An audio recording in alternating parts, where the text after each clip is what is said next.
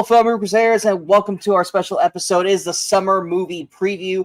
I am Sean Waskrug. With me, as always, is Brian Michaels. It is May 1st. It is the start of the summer movie season, and literally today, the first movies are already coming out, with the first big movie coming out tomorrow.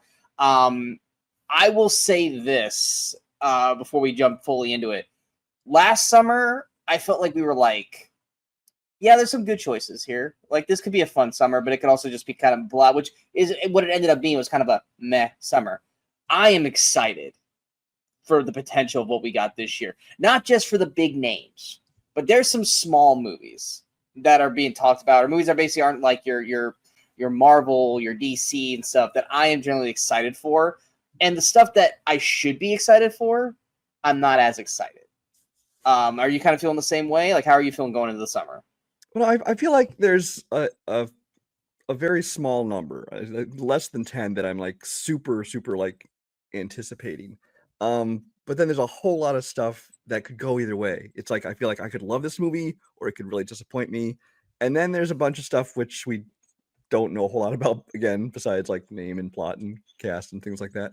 So I think that this year there's going to be a lot of surprises. Honestly, I think there's going to be a lot of things that were like we thought would just be okay, which will blow us away, or that we had not even paid attention to, that show up on our radar.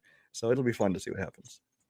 Yeah, and the way we shoot this, for anyone who hasn't watched our previous summers before, we're basically going from May to August. We're not ranking them. We're not doing anything like that. We're literally just going to go, okay, May 1st, then May 2nd, and so on and so forth until we get to all the way to the end of August.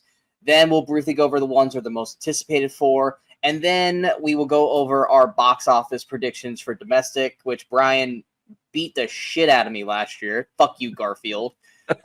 Really thought Garfield was going to surprise a lot of people, but it didn't. But that's how this is going to go. Switch at number one this year. Yeah. I will say this. Looking at box office predictions, it seems to be the same 10, 12 movies, just in different orders. Like, it pretty much is like, here's the top 10, top 12, and then there's everything else. There's like 3 outliers that could creep in depending on just popularity, but it seems pretty much locked in that it's going to be these 10 to 12 movies that are going to be in the box office. And I'm pretty sure we're going to have a lot of things close to overlapping.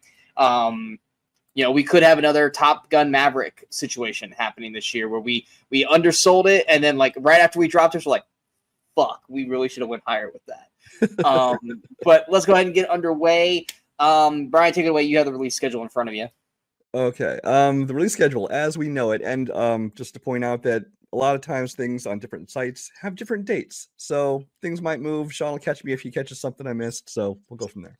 So starting off with May 1st, our first movie, technically of the summer, comes out. It's on Amazon Prime's Another Simple Favor.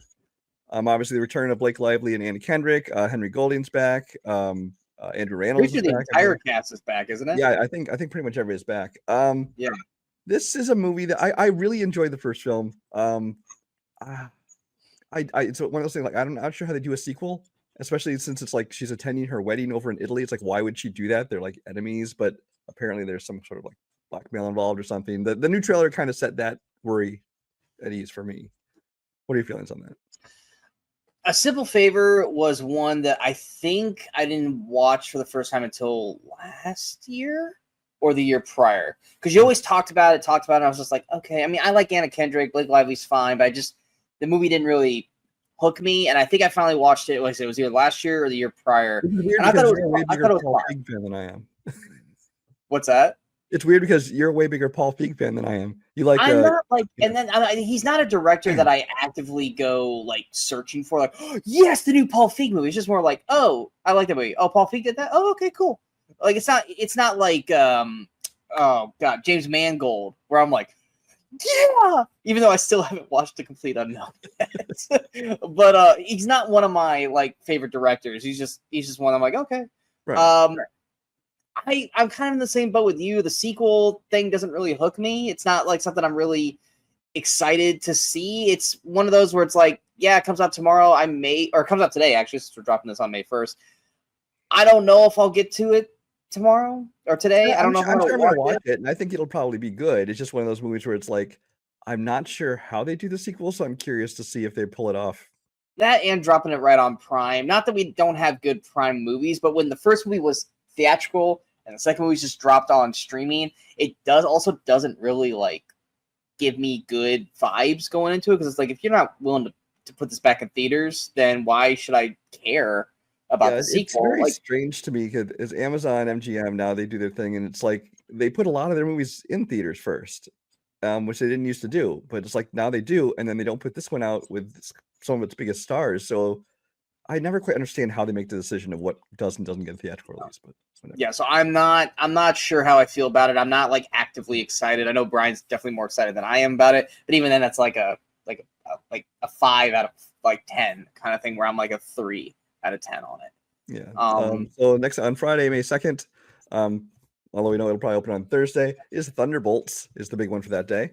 Yes. By the time you watch this, we've probably already seen this movie, or at least I have.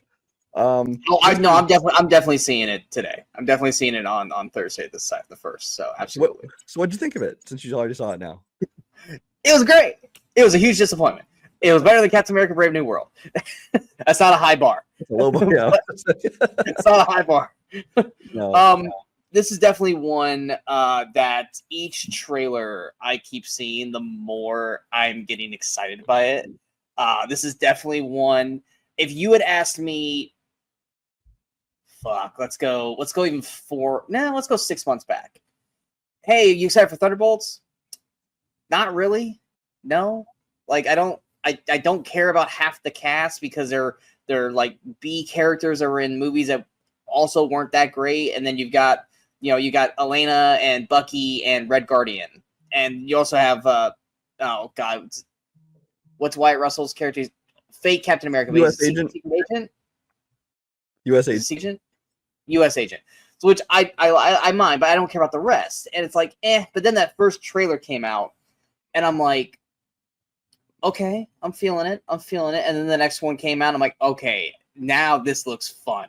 This looks like a Suicide Squad kind of thing, and not the bad one. I'm talking about the good one, even though it's not going to be nearly James Gunn Suicide Squad. It's not. It's not going to be bloody, gory, and then talking about, the stuff that they're talking about in that movie. But I like that there seems to be more of a focal point through line. It seems to be more like Yelena's story with everyone around her, which I'm glad, because I love Florence Pugh as this character, and she's always been like a side character within Black Widow and even Hawkeye. So if she's going to be the forefront, with probably Red Guardian and Bucky being right behind her, those are the three that I care about most. I would love if they explain what the fuck's going on with Bucky, because in Captain America: Brave New World, it's like, oh, he's going to be the next congressman or state senator or some shit. Like, what the fuck happened to Bucky? Like, when did he go from that to this? And it's like, hopefully Thunderbolts will fucking explain it. I feel like we're finally going to get an actual like thought process to Constantine, because she's just been kind of there and popping up and shit, but no one really fucking has an idea of what she is. And I feel like this is finally the movie we're going to get that. So I'm actually really excited for Thunderbolts. Yeah, same. You already kind of said everything I thought about the movie, but it's one of those where they announced it and you're kind of like, why? Other than trying to make me Suicide Squad knockoff. But honestly, I was still more excited for that than I was for any other Marvel movie this year, but just by process of elimination, because the Falcon as Sam as Captain America and Fantastic Four both didn't do anything for me, so I was already more excited about this movie than the other ones. But like you said, once you saw that trailer, though, I'm like, okay, this is going to be a ton of fun. Looks good. I don't think they'll do it because it's MCU. As long as they're not pulling an OG Suicide Squad, where it's like, this looks fun, but it really isn't. Oh shit, we got to reshoot it so it looks fun, and then it's just a jumbled, mixed up mess of what the fuck was this. I don't think we're going to get that. I've watched a few like non-spoiler reviews and reactions to it, and everybody seems to really enjoy it. So I think we're in good hands here. Yeah, which, like I said, as you guys are watching this, we have already probably seen it. We will have a review this weekend for it, or probably this weekend. We'll probably shoot something, and have something out for the weekend for it. But yeah. Also on May 2nd, there's 3 smaller films. The Surfer, starring Nicolas Cage. Kind of a drama thriller going on there. Rosario, which is a horror movie with some people I haven't heard of, but except David Dastmalchian's in it in a supporting role. And Rust, the infamous Alec Baldwin Western, is coming out in very limited release, and I think probably also VOD. That's all I have for that week. I saw a trailer for The Surfer. It literally looks like every VOD Nick Cage movie, just with a different setting. So it didn't really wow me. I think Gunslinger came out. I know it's like came and gone. And I was just like, oh, yeah, there's that Surfer movie. I think I saw a trailer for like 3 months ago and completely forgot about. This is probably the same. It'll be out for a week and then disappear. So yeah. I honestly have no interest in Rust. And Rosario, yes, David Dastmalchian is a peak, but he's like in like 18 movies where he's like a side character who's like maybe in 3 minutes of the film. Yeah. And then we're like, where's more David? Oh, that's it? Okay, well, I don't care about the rest of the fucking cast. So this is basically like Thunderbolt. He's gone on from doing like supporting roles in major movies. So now he's still not always the main role, but I think he likes being like the only known name in a movie anymore. Like Late Night with the Devil, and then this. And he's building up his street cred, so that way when he gets up there, he's got enough XP to be like, I'm good. But yeah, this is definitely Thunderbolt's week to just dominate. All right, on May 9th, we got quite a list of movies. Fight or Flight, which I believe you already talked about because we managed to see this movie. This is Josh Hartnett, basically Bullet Plane. It's made by Sky Media, which is like a British TV or a cable channel, I guess. But we both already enjoyed this one. So look, guys, if there's one movie you want to see this week, and you have already seen Thunderbolts and you already seen Sinners, go check Fight or Flight. Fight or Flight it's not Bullet Train, like it's not on the same caliber, but it is still fun. If you're a fan of Josh Hartnett, watch him go be a badass, because he's a fucking badass in this movie. And that's not something you really, Josh Hartnett, badass, that usually doesn't compute, but it's great. The acting is fine, but the action is really good. You will not be disappointed by it. Just go in with the expectations of, this is going to be a fun Josh Hartnett movie with some action, and I think you'll be okay. I feel like based off of what we have on this list this week, that's really the only movie I feel it's worth like going out to see if you have already seen Thunderbolts and Sinners. Yeah. The other one that I will see, just because I like schlocky things, Clown in a Cornfield. You will not fucking make me watch this movie. You will not get me 10 feet within a theater of this film. It probably won't even be released in my area, but I am not. No. Fuck you, no. I guess this one's based on a Stephen King story. I caught a trailer for it online finally, like last week. It looks like exactly what you would expect it to be, so I'm going to check it out. Sean, not so much. Nope. Shadow Force comes out with is it Omar Sy? Is it Omar Sy? Omar Sy? I believe it's him and our boy from Jurassic World. Yes, that's how I know. Kerry Washington, and it's yet another one of those movies where it's like, oh, look, mom and dad turned out to be super spies, which is getting to be a whole genre on its own that I'm getting a little tired of. I'm sure I'll watch it eventually, but there's a Romeo and Juliet movie that's got like honestly not an awful cast. It's got Rebel Wilson, Rupert Everett, Jason Isaacs, Dan Fogler. Oh yeah, it's called Juliet and Romeo. Never heard of it, never knew about it, but it's highlighted in bold for me. Like I said, I haven't seen a single fucking trailer for this movie, but apparently I have to think this is either going via VOD or else it's going to get a very limited release. It's showing it as theater. It's not showing it as VOD. So, but okay, fine. The only other thing I see is Friendship. Which is Paul Rudd and oh god, what's this guy's name? He's annoying. He annoys the fuck out of me. Tim Robinson. Mm-hmm. Yeah.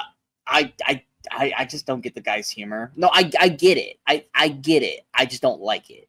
I'm not a fan of him either. He has a very specific style, a sense of humor, and some people like it. Just doesn't work for me either. Yeah, Kate Mara and Jack Dylan Grazer are both into two people that I do like. It feels very much kind of almost like a dark comedy version of Dinner with the Schmucks without all the fun. That's how the trailer definitely feels like. But isn't it, if I remember from the trailer, is it Paul Rudd that gets wronged in this, or is it Tim Robinson? Do you remember the trailer? I barely remember the trailer. It was just I know that Tim Robinson, like he's kind of, taken in by them, like his little group of friends, and they're finally at least for one night or one party or something, and then they kind of say, okay, well, I think we're done being friends. Yeah, we're good. Like, he basically gets really clingy, basically, and he becomes like a psycho stalker when they don't want to be his friend anymore. Yeah, there's also Nona's Netflix with Vince Vaughn. Basically, he decides he wants to open an old ladies Italian restaurant. I thought that was a series. Apparently, it's a movie. I watched the trailer. Didn't really do much for me. But yeah. There's that. I also have Summer of '69 was listed. I don't think it's going to come out. This is supposed to be a Hulu movie coming out on Hulu, starring Chloe Fineman from Saturday Night Live. But there's not a poster or trailer for it. I don't think it's coming out in May. It's not on my list. Yeah, it must have gotten moved. And then just for reference sake, there was a movie coming out called Golden, which was the biopic of Pharrell Williams. I know they did the Lego one, but this is like an actual live action one about his youth and growing up. They filmed the entire movie and made the entire movie, and apparently they've canceled it.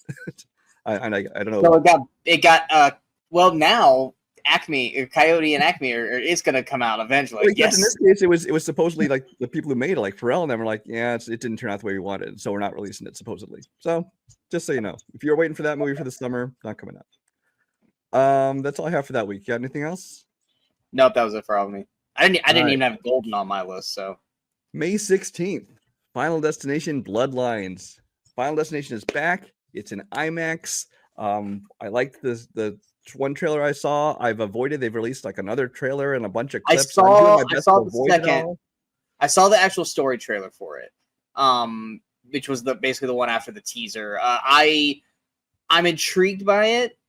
Tony Todd looks super skinny. Like if you didn't know Tony Todd was in the movie, you wouldn't recognize Tony Todd. Yeah. Which is sad. But like a one-scene cameo though. It probably is. It looks like it's more like a one-scene thing, like he does in all the Final Destination movies. Brian and Kimberly are excited as hell for this movie. I'm kind of like, it's Final Destination. I kind of am just like, whatever on these series. I think they have interesting kills, but I think the stories are always lacking for me. Oh, I don't care ever about the stories. This is about the opening disaster of whatever kind it is. And then like the individual kills as death catches up to them. It's like the story. That's all you need to know about the story. I don't need any more story than a Final Destination movie. I want it all, Brian. I want it all. Give me an actual story. This is one of my favorite horror franchises, as far as just turn your mind off kind of horror franchises. Because especially like the last two, but had pretty kind of crappy stories, of course, like most of them did. But they also came out in 3D and they used it well. I love that the use of 3D in the Final Destination movies. It was so much fun. The only other thing I see for the 16th is, and you and I are still confused on whether this is an actual movie or it's a movie, but it looks like it's gonna basically feel like a long form music video. Yeah, which is it's Hurry Up Tomorrow. It's the weekend thriller. Yeah, it's the weekend, right? Yeah. It's the weekend. And Ortega and our boy Barry Coogan.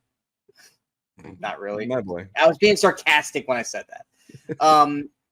I mean, the trailer looked intriguing, but once again, it's like I don't know if this is a movie or if this is just one long, like you said, music video for his CD drop, which is not going to make me go see it in theaters. What I think is happening here, I think that he has probably a new album that probably ties into this movie. I basically came up with the idea for this story that would ordinarily be just like a long music video, but he decided to make it into an entire movie with a bunch of his songs incorporated into it because he's a performer. But I'm not a huge fan of The Weeknd. He's the kind of person who I hear on the radio and his songs are fine, but I would actually absolutely never seek out a song of his to listen to. I'm the same way. Jenna Ortega, I just said this past week, I mean, I'm getting kind of Jenna Ortega out. I'm like, she's because I mean, for the longest time, she's kind of doing all the same kind of roles, doing the Wednesday and Beetlejuice and kind of that same kind of gothic thing. And then, but even besides that, when she does other stuff, I'm just kind of like, I need you to take a break. It's like The Rock back in like, what was it, 2016? We had like 5 movies come out. You're like, can you just slow down, please? I was intrigued by her with Miller's Girl, and she was fine in Death of a Unicorn, but once again, she's still kind of playing the same kind of character. Now, I'm excited to see season 2 of Wednesday that comes out this summer. But I also am kind of like, it'd be okay if you took a breather. It would be. Well, I don't want to tell you, hey, stop working. But it's like, maybe you need to start shooting a bunch of stuff that's not going to be coming out for the next couple years, so we can kind of like miss you. And then when you come back, like, oh yeah, Jenna Ortega. It's like last week I just watched a movie called a new one she came out with called Winter, Spring, Summer, or Fall, which is basically a romance. It's I don't know about a rom-com. There's definitely some comedy in, but it's basically a romance film which I haven't seen her do before. So it was something different from her. And I actually mostly enjoyed the movie, but it's like I really just need to take a break from I Dinner. don't buy her in those kind of movies because of her attitude, like her just because she kind of still had presence. that attitude in it, not Yeah. completely, but she definitely still had kind of had that attitude. But I will say the guy who stars in it opposite her, Percy Hines White or something like that. I'm sorry, I don't remember the name offhand.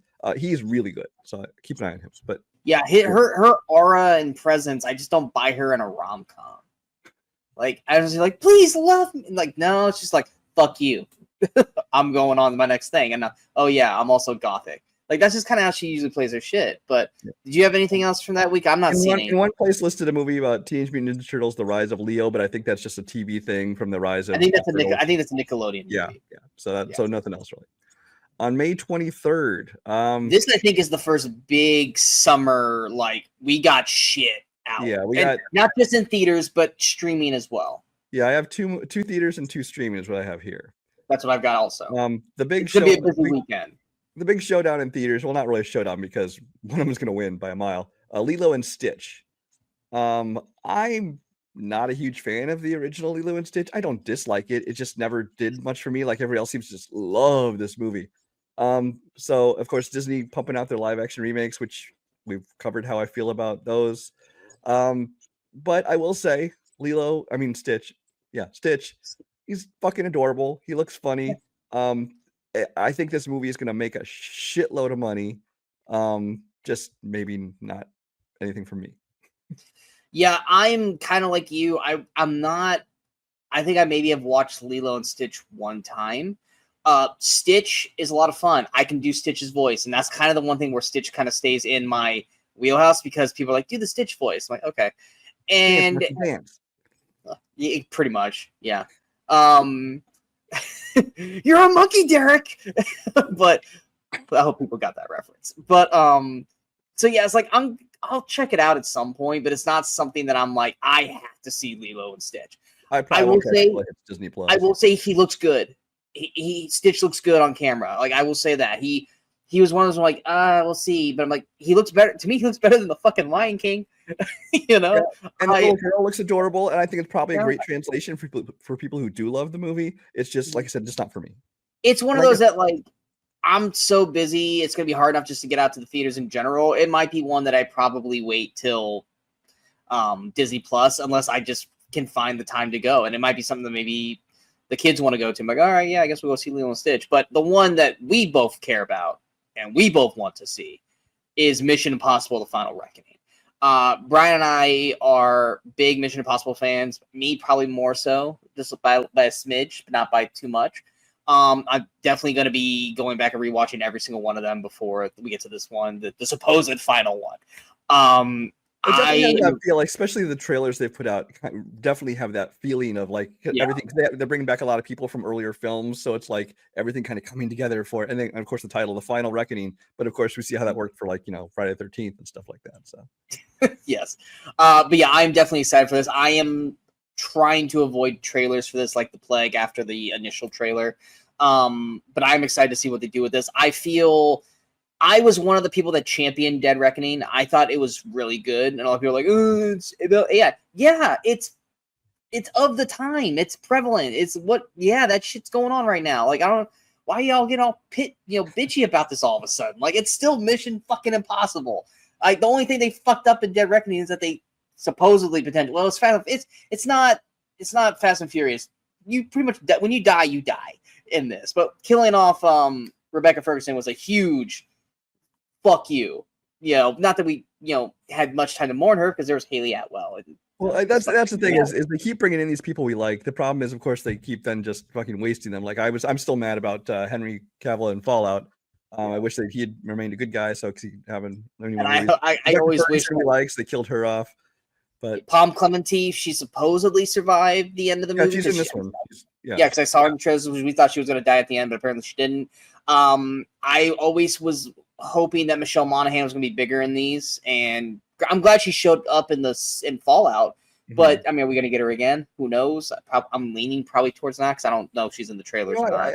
I like Michelle Monaghan, but I'm kind of glad that she never became a bigger part of these because I mean, I didn't want this person who is not a spy and she just happens to be his wife, to suddenly become part of the spy team. That'd feel too much like Fast and the Furious, where suddenly everybody can take out everybody. I And just want Michelle Monaghan on screen as much as possible. I've always Yeah. liked her. But yeah, we want this to do well.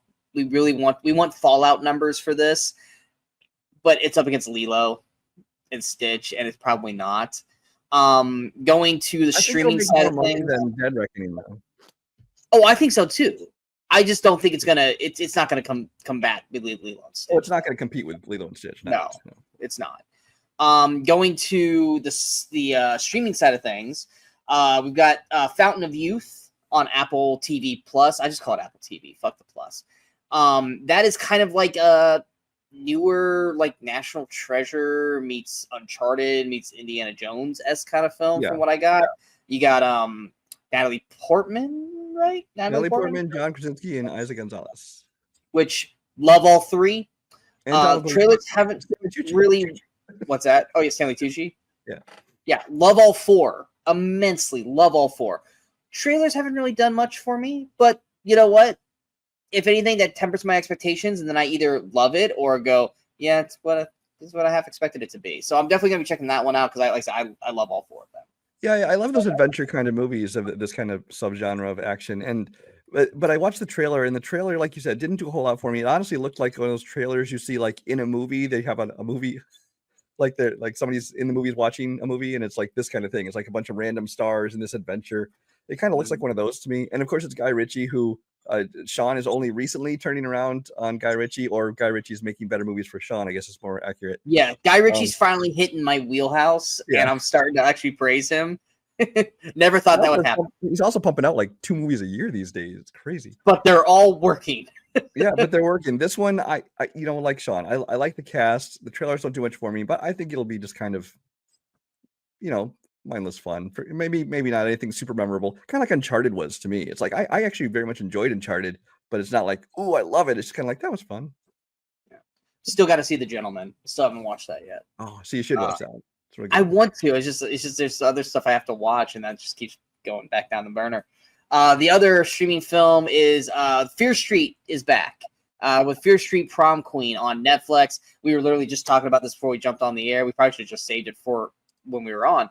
The Fear Street trilogy that came out a couple years back, acting wasn't the greatest, but by dropping a movie a week for the next 3 weeks was a nice hook. And by connecting all 3 movies together, because at first they felt very separate, and then in the third one, it's like, oh no, it's all connected. It definitely made it stronger as a set than it was each individual movie being on its own. Prom Queen, it's not being advertised like that. It's being advertised pretty much like it's standalone only film. The first trailer dropped a couple days ago. It was okay. I told Brian, I go, look, if the acting isn't awful, then it might be fine. But that was the weak link in the Fear Street trilogy, was that just really bad acting. It was more the story that kept me intrigued throughout. And if it's more bad acting, I'm gonna probably tune out on this more than I will on the Fear Street trilogy. But I want it to do good. I want it to do well, but I'm not expecting anything special. Yeah, I'll watch it, but I'm not expecting anything big from it. That's what it is. All right. So going on to the next week, we have Bring Her Back, which is a horror movie from the directors who made their debut with Talk to Me, which I think I enjoyed a little bit more than Sean did. But I don't know a whole lot about this movie. It doesn't have. Have we even gotten a legit trailer for this yet? No, there was a trailer for it because I saw it. I don't actually remember it very well. The brief log line: following the death of their mother, a brother and sister are introduced to their new sibling by their foster mother, only to learn she has a terrifying secret. Doesn't tell you much about the movie.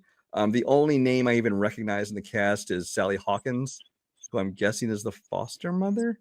But other than that, the appeal for me is the directors. These 2 brothers who made Talk to Me, which really kind of blew me away, especially for a first feature. I mean, it's not like an all-timer or anything, but I really love the atmosphere of it and the tone of it, and so I'm going to check this out based on them alone.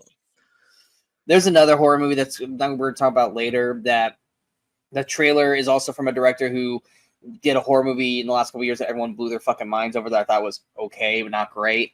That I'm more intrigued by. This one, now that you kind of said Sally Hawkins, I'm like, oh wait, okay, I think I'm remembering that trailer.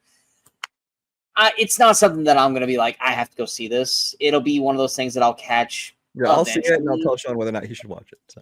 Yeah, but the thing is too is like I'm sure, just like most summer movies, this horror movie's gonna come out and everyone's gonna act like it's the best fucking thing ever, and then we're gonna watch it and it's gonna be the same thing. Like, Talk to Me. You're gonna be like, yeah, it was good. I watched it, like, this fucking sucked.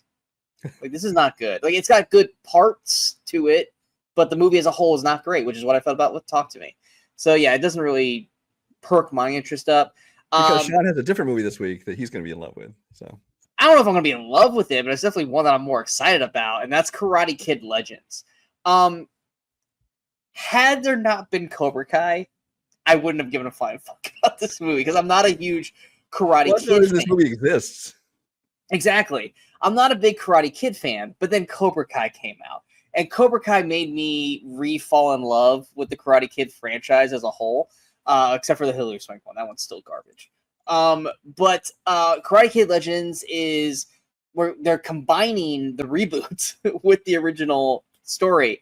So you got Jackie Chan, which I'm always excited to see Jackie Chan, especially if he's doing more of these kind of roles. Wow, fucking. Ralph Macchio? Thank you. I want to say Roger. I was like, that's not right. Ralph Macchio coming right off of Cobra Kai. Join it with a new actor. I can't remember the kid's name. I mean, yeah, this is essentially his debut, I think, though. It is. Because they did a whole, like, we got to find the next Karate Kid kind of thing. And it was a whole, like, fan casting. They wanted to make sure they had someone who had a martial arts background but had never really been in it. Apparently, it's really good, though. The kid's name is Ben Wang. Ben Wang? Okay. Yeah. So that's something to pay attention to. But basically, big shocker, you watch the trailer. Guess what, guys? It's the fucking Karate Kid movie. Redone again, except it's in New York and not LA or Reseda or over in, was it Hong Kong for Jackie Chan and I think so, yeah. Smith, Jaden. So yeah, you watch the trailer and you're like, this is just the Karate Kid. It's 1,000% the Karate Kid, just modernized. Not the worst thing in the world, but it's not going to have anyone from Cobra Kai outside of Ralph Macchio, so that doesn't help it. But I'm still going to check it out because of Cobra Kai. But I definitely, of the movies that come out this week, that's literally the only one that I remotely have any idea or concept of wanting to check out. Yeah, this one feels like a movie that should have gone to streaming, honestly, for the people who watch. Honestly, if it would have went to Netflix because of Cobra Kai, I'd be like, okay. But no, honestly, word of mouth, a lot of people think this is going to make a lot of money. Their box office projections are, I don't think I have it in my top 10, but there's a lot of people that think this is going to be one of those movies that's going to have a lot of legs to it. Yeah, I don't think so. I think that probably more overseas than I think that the fans of Cobra Kai and stuff will go out and see it. Although a lot of those people are probably more people who are more likely to watch things on streaming, so they might just wait. I don't know. But it's I don't know. I liked the Karate Kid when it first came out. I was thinking, oh yeah, I like the Karate Kid franchise. Then I realized not too long ago, I'm like, I never saw the fourth movie. I don't think I ever saw the third movie. So basically, I liked the first two movies, and then Cobra Kai, I only watched the first season, and I tapped out just because I wasn't feeling it for me. The third movie has probably one of the best villains, though. But for fans of it, enjoy. I'm glad this is coming out for you. Yes. I have one other movie for that week. The Phoenician Scheme, which is Wes Anderson. It actually goes wide a week later on June 6th, but technically opens on May 30th in some cities. It looks like typical Wes Anderson, a bunch of people staring at a static camera. Not our bread and butter. It's definitely not our bread and butter. We're not Wes Anderson fans. I'm not even going to talk anymore about that. I can appreciate what he does. It's just not my movies. Yeah. On May 31st, I have on Max, there's a movie coming out called Mountainhead. I just saw a trailer for that this week. It's Steve Carell, and I don't remember who else is in it. Let me look it up real quick. I thought that was a show, so I didn't watch the trailer. Steve Carell, Jason Schwartzman, Corey Michael Smith, who we just saw in Saturday Night. Basically, a group of billionaire friends gets together at the backdrop of a rolling international crisis. I'm not even sure what the tone of this one is. Have you watched the trailer for this? No, I didn't because I thought it was a show, and it was one of the things like, oh, I'll watch that later. I'll watch the trailer for it later. Yeah, it definitely. I just know it's like a snowy cabin kind of thing. Yeah, it's these three basically billionaires. Yeah, kind of stowed away in this mountain. I think it's one of their houses. But I'm not even sure what's going on in this movie. It's just a trailer drop for it, just like last week. Mountain Head on Max. Go check it out. Well, technically, I guess a summer release, June 5th. Dogma's getting re-released for anniversary. But I June won't 6th, see it, but I'm happy for it. and I'm just happy because Kevin Smith got the rights to Dogma back because they were being held hostage by Harvey Weinstein for the longest time. But he's got them, and he's going on like one of his tours where he does live Q&As after the show. And then it'll finally get released on digital and all that stuff. So, but then on June 6th, I have 5 releases for June 6th. Well, the Phoenician Scheme expands on June 6th. That one's expanding that day too, yes. Yeah, so I've got, let's see, I got 1, 2, I don't know what that is, 3. I've got 3 that I know of to talk about. We'll talk about your 3, and then I'll see which ones I have that you don't. I'll check the date. Well, the big one's going to be from the world of John Wick, Ballerina. Which can we just call it Ballerina? I don't want to have to say from the world of John Wick. That just sounds like we don't think people will see this if we don't put John Wick's name on it. Yeah. So yeah, we're finally getting Ballerina. That was supposed to come out. Was it last summer? Was it last summer? I want to say it was fall. It was fall. It was last fall. It was supposed to come out. I'm not sure. Yeah, but we got Ana de Armas, who's playing the ballerina in this. They've got Keanu in this. It's probably just for a scene or two. So it's got people trying to hook people in to come see this. I think apparently they won't see this because Keanu Reeves is not in the movie. Guys, John Wick is good enough that you don't have to have Keanu in it. Because Ana de Armas, Keanu being in this movie honestly kind of bothers me. It's like you're kind of taking away from John Wick by just putting him in this movie. You're taking away from what she's trying to do by putting him in the movie. I'm not going to be mad when he pops. I believe it's got to take place between 2 and 3 and 4. Is it 2 and 3 or is it 3 and 4? I will confirm that. Because between 2 and 3, he's being hunted. So I would think it's between 3 and 4. No, because he's supposedly dead between 3 and 4. Yeah, no, I'm pretty sure he's. Unless it's between 1 and 2. I don't know. I know it's not 1 and 2. I'm almost positive it's between 2 and 3, but I'm looking. Hang on. Anyway, we know Ana de Armas is capable of doing this. You're right. Between 3 and 4. That's right. Because 3 picks up like the exact moment the 2 ends. Yeah. So it's between 3 and 4. My mistake. Okay. Go ahead. Which is weird because he's supposed to be dead at the end of 3 because he falls off the Continental. So I don't make that make sense. It would make more sense in hiding, and this is where he is apparently. It makes more sense if it was between 1 and 2. But anyway, Ana de Armas was the best thing in No Time to Die. So now we're just giving her a full-fledged John Wick film, which Brian and I are both fucking here for it. What's more there to say? It's female John Wick with Ana de Armas, who's one of the hottest women on the planet, who's a badass at action set pieces and sequences. So there's your sell point, guys. And Keanu's in at least a scene or 2. Isn't Norman Reedus in this? Yes. Yeah, Norman Reedus is also in this. You got your Walking Dead fans and God damn it. Saints, like, what the fuck's that movie? Norman Reedus' movie, his big movie, not Boondock Saints. Boondock Saints. Okay, I thought you were like a new one. I'm like, I don't know. Do you have a movie coming out? I don't know about. No, I was just trying to think. For the people who love Norman Reedus for that shit, not like Walking Dead. Yeah. But yeah, like I said, it's female John Wick. Why wouldn't you want to see this? Fucking go check it out. Next one, we've got The Life of Chuck with Michael Flanagan, who's easily one of my favorite directors in Hollywood right now, especially when it comes to horror. This is not a horror movie. At least it doesn't look like a horror movie. It kind of looks almost like a Stephen King story. It is a Stephen King story, which he can do stories that aren't horror. This looks very much like Big Fish meets Forrest Gump-esque. Yeah, I'm not sure. I think the trailer that came out so far, I think it's just a teaser mostly. It doesn't. They're mostly teasers. They're really not giving you much information, which I'm one of the things based on the pedigree of it, from the cast to the director to the writer. I'm like, I'll check it out for sure, absolutely. And it apparently got rave reviews at like the festivals it's played at. So this is an A+ across the board in terms of the making of it, with the cast, director, and writer. There's not a single weak link when it comes to that. So if this isn't good, wow, how bad did they miss on this with all of this? But yeah, this is one of those. It's very hard to talk about. We know Hiddleston is Chuck, so he's potentially the lead in the film. But it looks like it's going through the life of Chuck. obviously Life of Chuck's Hence the title. But I mean, I know in the teaser I saw, there's like, it goes through phases of his life. So Hiddleston is not like probably with Tom Hanks, but actually Tom Hanks was in most of Forrest Gump. There's other actors who are playing Chuck throughout the film, so I don't know how much Hiddleston actually is going to be in this film. He might not be in the bulk of it. He might only be in a half to a fourth of it. We really don't know, but it is intriguing enough. This is a movie that we've been hearing about for like almost a year, and we just know of Hiddleston's in it, Flanagan's directing, Stephen King wrote it, and now the rest of this cast. Like this is one of those. It's like, yeah, I'm gonna have to check this out. I don't know what I'm walking into, but I have an idea that it's going to be like a Big Fish, Forrest Gump-esque film, which I love both those films, so I'm there for it. And the other film that I've got, which I thought was a show, but apparently it's not, because here it is Predator: Killer of Killers on Hulu. Animated Predator.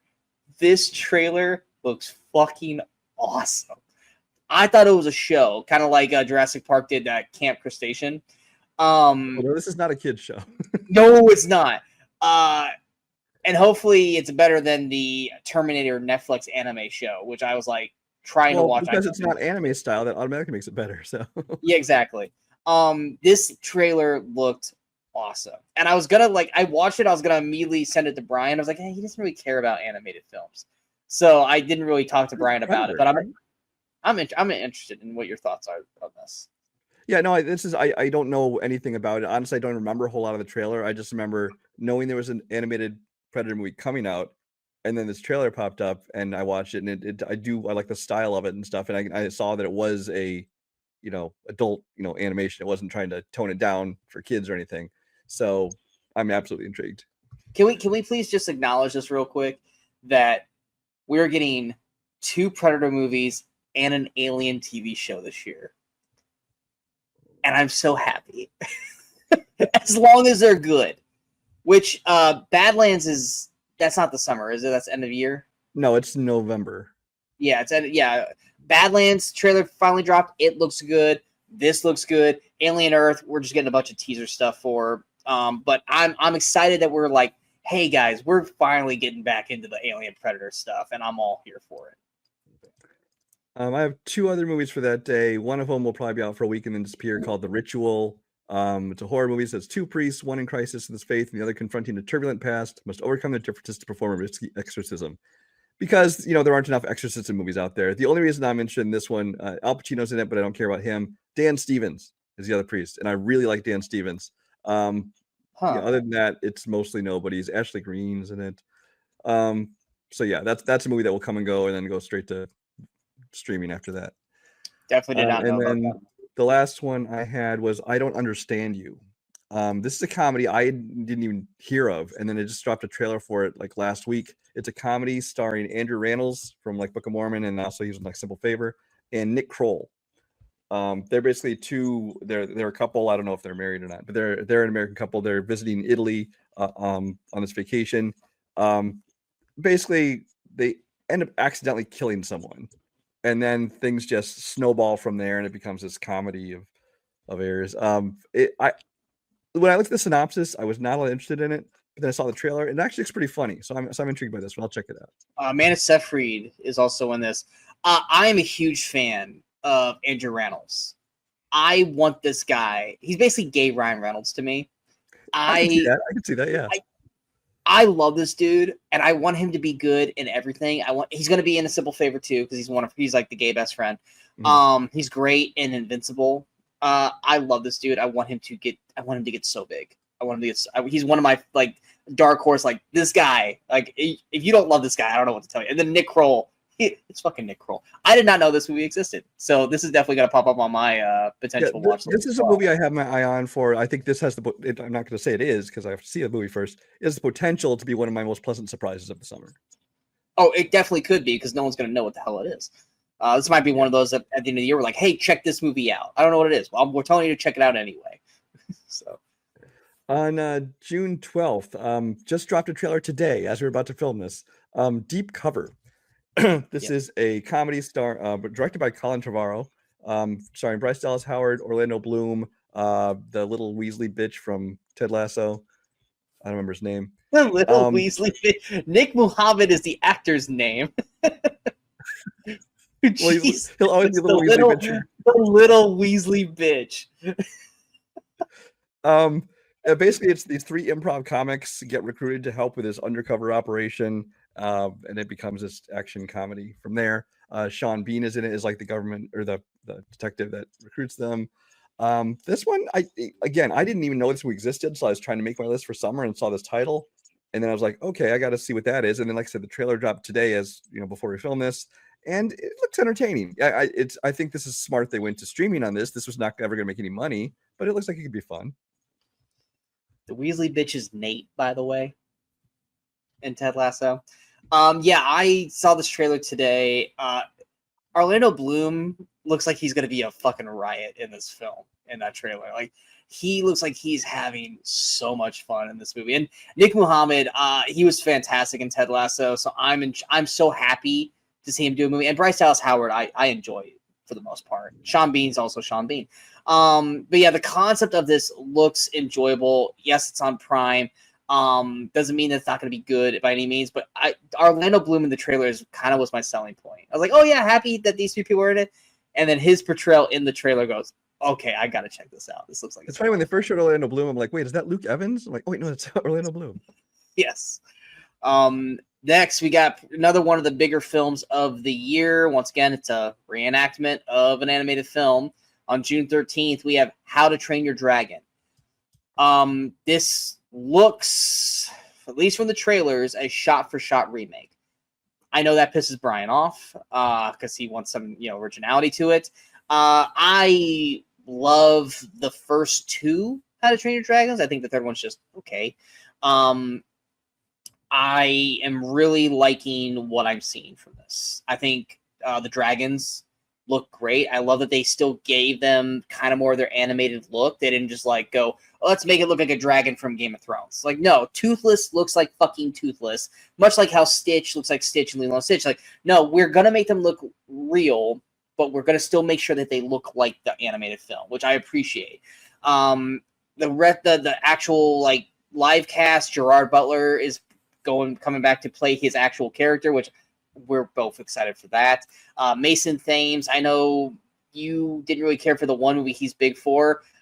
Not who I would have casted as Hiccup, but I'm open to see what he does with it. The rest of the cast looks fine for what it is. I think Nick Frost is taking over for Craig Ferguson's character in it. So yeah, I'm definitely intrigued by this. I'm definitely going to be checking this one out because, like I said, I love the first 2 films, so I'm definitely excited to see what they do with the live action. I will be a little annoyed if it's shot for shot, which I have a feeling it's going to be. From what I'm seeing, this one screened at CinemaCon, and so I saw a few reactions from it. And basically, they said, we know the trailer looks like shot for shot. It's not shot for shot. They said there are certain key scenes, like the one where he first meets Hiccup. Puts his hand on his face. They said there's certain scenes that they did pretty much do shot for shot, but the whole movie is not. I mean, it's the same plot and everything, but they did say it's not a shot for shot remake. But this was a strange one for me because the whole franchise, I've never been excited for a How to Train Your Dragon movie. The first one came out, I'm like, I've never heard of this story. I don't care. I saw it. I very much enjoyed it. I really love this movie. But then it came out a sequel. I'm like, I don't know if I need a sequel to it. Saw the sequel, loved the sequel, maybe even more than the first. The sequel is phenomenal. Oh, it's the sequel heartbreaking too. Holy shit. Oh, absolutely. The second one is easily the best one. I mean, if I was a kid, I'd been bawling my eyes out. I mean, as an adult, I was tearing up in certain parts of it. Yeah. And the third one, I again wasn't excited for because I'm like, I don't think I need another one. And I saw it, and I actually did enjoy them quite a bit. I think it's definitely the weakest of the 3, but I still enjoy it quite a bit. Live action remakes, I'm not a fan of. It feels like a cash in. We don't need it. They aren't really adding anything to the story. So I'm not excited about this one. I may or may not see it in theaters, but I'll catch it eventually. Yeah, the only other movie that I'm seeing on here is The Materialist, or I'm sorry, it's just Materialist, not The Materialist. And that is, Chris Evans, Dakota Johnson, Pedro Pascal, 2 of the 3 we really like. I really don't like. I don't dislike Dakota Johnson. I think she just kind of comes off lazy, kind of like Kristen Stewart, until we kind of feel like, no, Kristen Stewart's actually really, really good. That's just her. Kind of like Jenna Ortega. Jenna Ortega just has this attitude, that you just have to get used to. And Kristen Stewart's Mhm. kind of like the same way. You just have to get used to it.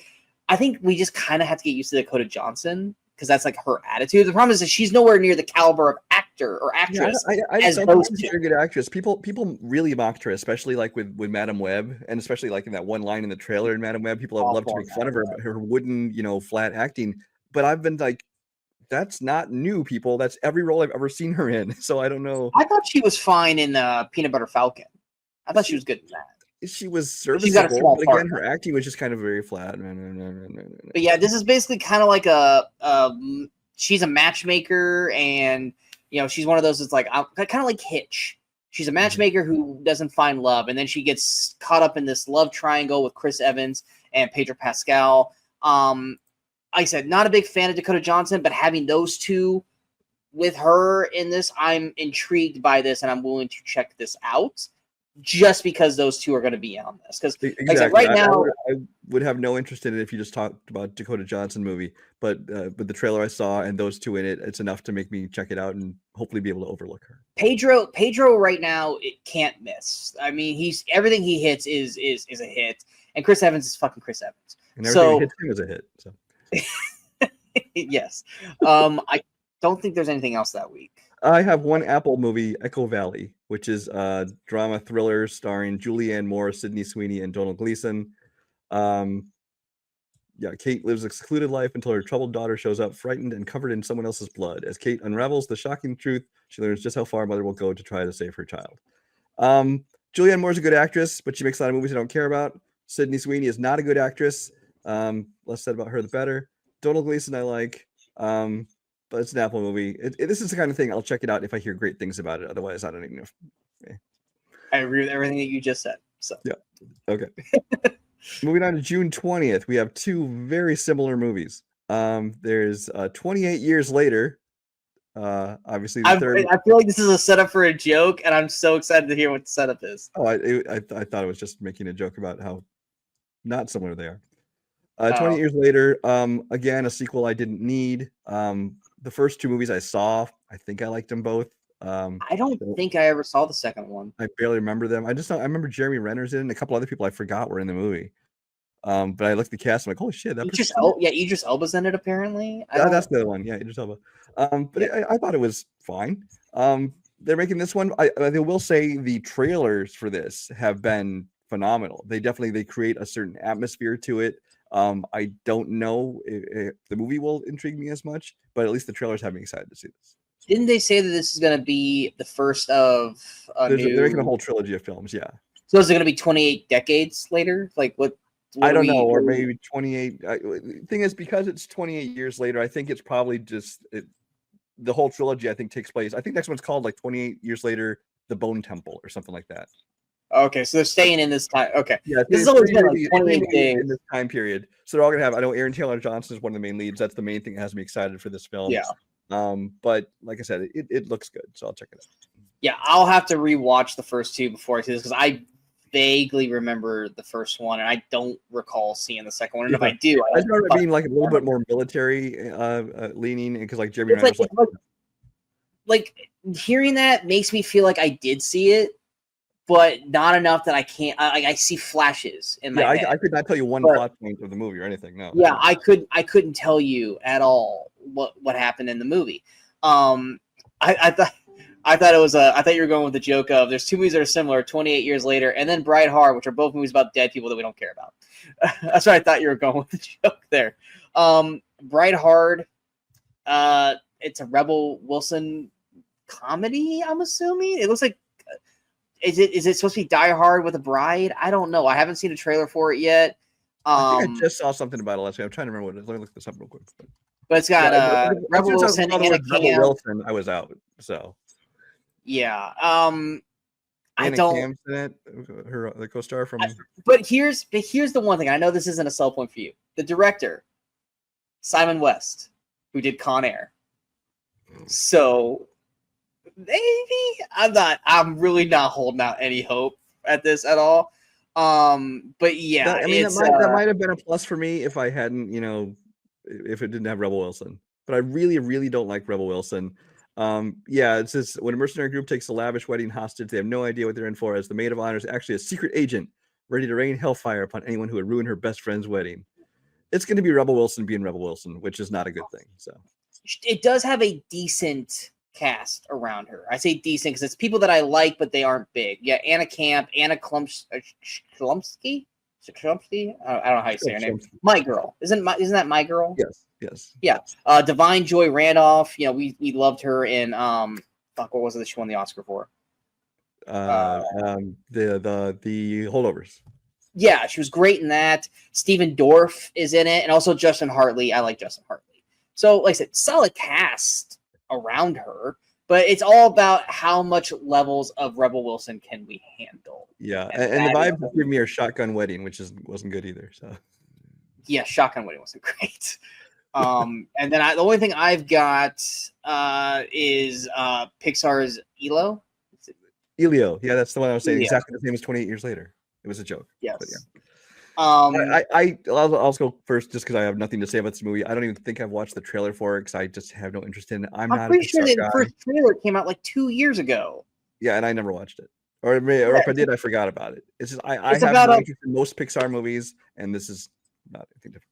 It's about a boy who I guess wants family and friends because he's got like a military mom or whatever, and he gets abducted by aliens, and then because he's abducted, they think he's like the leader of Earth. So he's got to like try to stop like an alien invasion or whatever. It's cutesy. It's a cutesy Pixar film, but it feels like it's more directed towards kids, where Pixar films can kind of be for everybody. This one definitely feels more like a kid-directed Pixar film, which isn't really one that I'm intrigued by.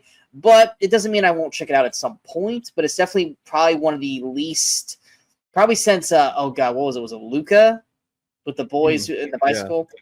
This is probably the first one since Luca where I'm like, if I don't see this one, I'm not going to be heartbroken. That's exactly how I feel about it. I've seen all Pixar movies. Actually, I never saw it except for Turning Red. Never bothered to watch that one. Don't waste your time on Turning Red. But Elio absolutely gave me that same kind of Luca vibe where I'm like, I'm sure Pixar fans will love it, but I have zero interest in this film. You're not a mom. You're not a 13-year-old girl. You will not care about Turning Red. But yeah, if I see this, great. If I don't see it, I'm not gonna be heartbroken, but I'll probably check it out at some point. This is definitely not something I'm gonna go rush out to see. I'm sure it's gonna get stellar reviews because it's Pixar. I'm sure it won't go below a 70 on Rotten Tomato. And I'm sure that it's gonna get some good box office vibes out of it because animation, kids, Pixar, yeah. But yeah, this is definitely not one that I am remotely interested in at all. On to June 27th, 2 films. First one being Megan 2.0. Still never seen Megan. Yeah, Megan was enjoyable enough, kind of a cheesy horror comedy, I guess. I mean, it wasn't really a comedy, but definitely had those moments. Again, it didn't need a sequel. Apparently this time they're going bigger and better. There's some other doll basically, and I think there's a whole army of them, and Megan's actually, I think, helping to stop them now. They have to basically use Megan to fight off this new doll. It's one of those movies that I think the good thing is I think it's the kind of movie that knows what it is. It knows it's just cheesy. It knows it's being memeable. So it probably will lean into that. The first one was fine for me. This one I'll probably watch at some point, but I'm not excited about it. Yeah, I have had no interest in Megan, and then the whole TikTok crap with that just made me even distance myself further from the Dancing with Megan thing. So I won't watch this until I watch the first one, and I have no plans in watching the first one. It's funny, they're re-releasing Megan. I believe it's this week or next week in theaters, so people can go watch it again before they see the new one. But from what I understand, I hadn't heard this, but it was I was watching Dan Murrell, and he was talking about how apparently that these screens are that Lionsgate or whoever it is has set up this thing called the second screen experience, where it's going to be things on trivia. I don't know if it's trivia facts or interactive stuff or what it is, where you can use your phone while you're watching this movie in the theater. So even if I love this movie, I'm not going to go back. And I'm talking about the first one. On principle, I would not go watch this in theaters. Have everybody have their phones out and doing this shit. Again, if you have special screenings for that, great. But you are setting a bad example. Just like some theaters are doing the stupid thing for Minecraft called the chicken jockey thing, where it's you guys are encouraging bad behavior. Well, here's the only thing: is I think that if they want to have specified screen, I've said this since I first heard about this Minecraft bullshit. If you want to have specified screenings that are like, audience participation, like Rocky Horror Picture Show kind of shit, and let them scream and do whatever they want to do. If you want to let them throw popcorn, it's up to you because you got to clean it up. But if you want to have those screenings, great. If it keeps people that are going to do that out of normal screenings of movies, then that's a good thing. You're encouraging shit behavior, and I can't. No. That and the Megan thing, no, can't get behind that. It's like I liken that to Wicked, because Wicked, you had people like singing along with the movie in the theater, and you're like, shut the fuck up, nobody came to hear you sing. And so they've made these sing-along screenings. I'm like, great, good sing-along screenings. Because they did that with like Mamma Mia and shit, like as well. Like, I get that, but you're singing along is one thing. Having your phone out and throwing shit everywhere, no, fuck you. And anyone that goes to see those, I want to punch each and every one of you in the face. I don't give a shit. You all deserve to get punched in the face if you go there with the mindset of wanting to pull that crap off. Most Minecraft players are going to be punched in the face anyway. I have no sympathy for any of you. But bottom line, Megan 2.0 though is a movie that I'll see, but yeah, whatever. Now, the big movie that weekend for me, and it's the one I'm fucking excited for, is F1. Yeah. If you told me that I'm going to care at all about an F1 racing film, I'd be like, fuck you. I don't give a shit about any racing, NASCAR, much less Formula One. But yeah, go ahead, continue. Well, yeah. So, and that's the funny thing that I told you. I can't remember when we were talking about it. We were talking about it in general. I was like, look, it's like I don't care about F1. I don't care about NASCAR. I don't care about golf. I don't care about tennis. But the movies about them, I care about. 4v Ferrari was great. Obviously, Talladega Nights, Days of Thunder. I love the shit out of those movies. Same thing with the golf movies. Tin Cup's one of my favorite films. I don't care about the live sport, even hockey. That's another one. I don't care about watching hockey, but I like hockey movies. I think they're great. F1, yeah, Brad Pitt. But the real sell point is from the people who did Top Gun Maverick. And if you can make me feel like I'm in the cockpit with Glenn Powell and Miles Teller and Tom Cruise whipping around, in a plane, then you're gonna make me feel like I'm in that fucking seat with Brad Pitt weaving around those courses, and I am 100% there for it. This is a must see in theater. If you have IMAX, you must see it in IMAX. If you have a D box, you have to see this in D box. I don't have it either, so I'm just gonna have to see it in a regular fucking ass movie theater. But I'm still gonna go see it in the movie theater because this deserves to be seen in a theater, because these people are fantastic at doing what they do shooting wise. I don't even care about the story. I hope it's good. I'm sure it's gonna be good. But that's not the sell point here. The sell point is it's Top Gun Maverick with F1 with Brad Pitt as the lead. Sold. One of my most anticipated films of the summer, and I can tell you a jack shit about the fucking story. Because it don't matter to me. This is like me with Final Destination. I don't care what the story is. I just want to be in the car. Yeah, because it looks like it's kind of a typical, kind of archetype story of like, there's this aging person in the sport, has never quite had success. Now there's new up and comer, and they want him to kind of help foster him and team up with him to help teach him so and bring him in because he's the wild card. And but so it looks like it's kind of your typical story, but like basically everything you just said. Brad Pitt, I like in almost everything I see. I really enjoy Brad Pitt, but Joseph Kosinski directing this, and from what I've seen in the trailers, the cinematography and stuff, stellar. And that's, like you said, that's the selling point for me. July 2nd. Okay. What's that? Was that all you have? I was asking if there was anything else that week, but you jumped to July, so that's my question. Yeah, July 2nd. I'll do two streaming films first. Heads of State. It's coming to Amazon Prime. This is reuniting Idris Elba and John Cena from the Suicide Squad, playing almost the same kind of roles. Maybe they just became presidents and prime minister. Yeah, I'm sure Peacemaker became president. Hey, absolutely. Look who's president now. There's no accounting for tastes. But it's an action comedy. Basically, there's the president of the United States and the British prime minister. I believe it's an assassination attempt on them, and then next thing you know, they're on their run and trying to stop people from killing them. From what I can tell, John Cena is like an ex-action star. He's like Arnold Schwarzenegger. Movies. But I think that the movie from the trailers, I won't say it looks good, but I love those two together. I think they play off of each other very well, obviously from the Suicide Squad, and now we just have to see if they can do it as well in a non-James Gunn written project. We'll see. Yeah, you also forgot about Jack Quaid and oh god, what's her Quaid? name? Priyanka Chopra Jonas. Jonas, yeah. I like both of them. Stephen Root's also in it. Patty Considine. House of Dragon. Yeah. Carla Gugino, she's also in it, which we both love. Oh, I didn't know she was in this. Wow. Yeah, she probably doesn't have a big part in it, but she's in it. I watched the trailer. This looks fun, and I'm sorry, I will watch Idris Elba and John Cena just like kind of like grumpy old men. If they did that, I will watch. I love if they just became like a comedy team and did like yes. I don't mean sequels. Just did like other movies together. Just keep doing it. I'm talking about like, until they're like 70s and 80s and stuff, and it's like here's John Cena and Idris Elba, grumpy action old men. I will be fucking there for it. This movie just looks fun. I can't guarantee it's going to be good, but at least the trailer sold me on wanting to check this out. So I'm excited to see this one. Yeah, this is the movie for me that has the most potential to be awesome and most potential to be a pile of shit. So we'll see what happens. Yeah. This could very well be this year's jackpot where I loved it and you didn't. Yeah, it very well could be.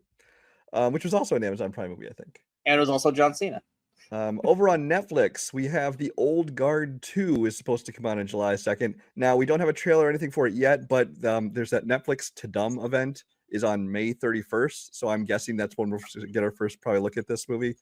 The first movie I really enjoyed. I know Sean really enjoyed. I was Charlize Theron in her butt kicking mode. Again, I don't know if it's something that needed a sequel, needed to become a franchise, but I'm there for it. Oh, it ended knowing we were going to get a franchise for this. I don't even have that on my list here, so I don't know if that is a set date yet or not. I'm fairly sure it's set because I saw it in a couple of different places. Because I did the same thing. Because this is one of those where it's like, since there hasn't been a trailer or anything, I was kind of questioning it. But also knowing Netflix, they often do their trailers like about a month ahead of time. So I think that at that Tudum event on May 31st, we'll probably get our first trailer for it. Yeah, because I just have Heads of State and then obviously the big one for July 2nd.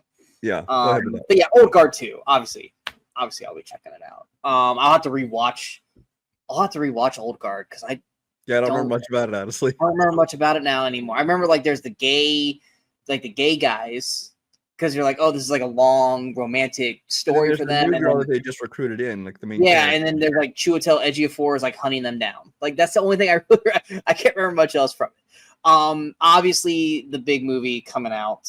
It's probably one of the biggest movies of the summer, Jurassic World Rebirth. We have talked about this movie ad nauseum on this channel for the past 8 months. Is this movie being made? There's no way this movie's gonna come out this early. How the fuck's this movie gonna work? Oh, but guess what? There's a trailer. It came out. It didn't wow me. I'm not excited for this. Does not mean I'm not going to check it out night one because it is a Jurassic film, and Jurassic Park is my favorite film of all time, right up there with Jaws. Even though I think they're about 50% on decent films for the Jurassic franchise. I don't hate the cast. Mahershala Ali, Scarlett Johansson. Is it Jonathan Bailey? Yeah. Jonathan Bailey from Wicked. I loved him in Wicked. Rupert Friend is in there. Yeah, him as well. It's not the cast that has me worried. It is the script. Is it not Gareth Edwards? Is it Gareth Edwards? Gareth Edwards. Yeah, Gareth Edwards did this. Like the director, like the cast. It is the rush job of this. It is that it's also an hour and 40 minutes, which the last one that was that short, which it was shorter, was Jurassic Park 3, which fucking sucked. The trailer itself did not look great to me. As soon as I saw what looked like a fucking King Kong dinosaur, I immediately was like, out the door. Is this going to make bank? Yes. Why? Because all the Jurassic movies make bank. Because people fucking love dinosaurs. But here's the problem, is that you're not doing dinosaur movies. You're just making things that look like dinosaurs. Just stick to the fucking simple goddamn plot. This could wow, but it could wow me. I'm going in with the lowest of fucking low expectations. I'm also refusing to watch any single thing after that first trailer. I will not watch any clips. I'm hoping by going in as blind as I can and with my expectations already set to low because of that trailer, that might help me be okay with this film when it comes out July 2nd. I'm not holding out hope. I've lost all what's the word? Faith in the franchise. Especially with the rush job that they did with this. Yeah, that's my piece. Yeah, we've talked about it before, so I won't go too in depth. But I'm kind of in the same boat as Sean, although maybe not quite as negative on it because I've enjoyed the other ones. I think This to me is Indiana Jones to you. Yeah, I absolutely see that. So, because this is one I like the Jurassic World movies. But then I like the whole the first Jurassic one. Park franchise. But I like the first one. So I enjoy them a lot, and so I was glad to see they're making another one. The cast is all people I like. But again, it's the story and then the trailer. The trailer really did nothing at all for me. If anything, it made me kind of go, "Oh, I don't think this is going to actually turn out to be any good." Which is weird because the one selling point for me is Gareth Edwards. I really like Gareth Edwards' style of directing. He did Rogue One, and most especially did The Creator, which not enough people saw The Creator. I really love The Creator. He also did Godzilla, but no one wants to talk about that.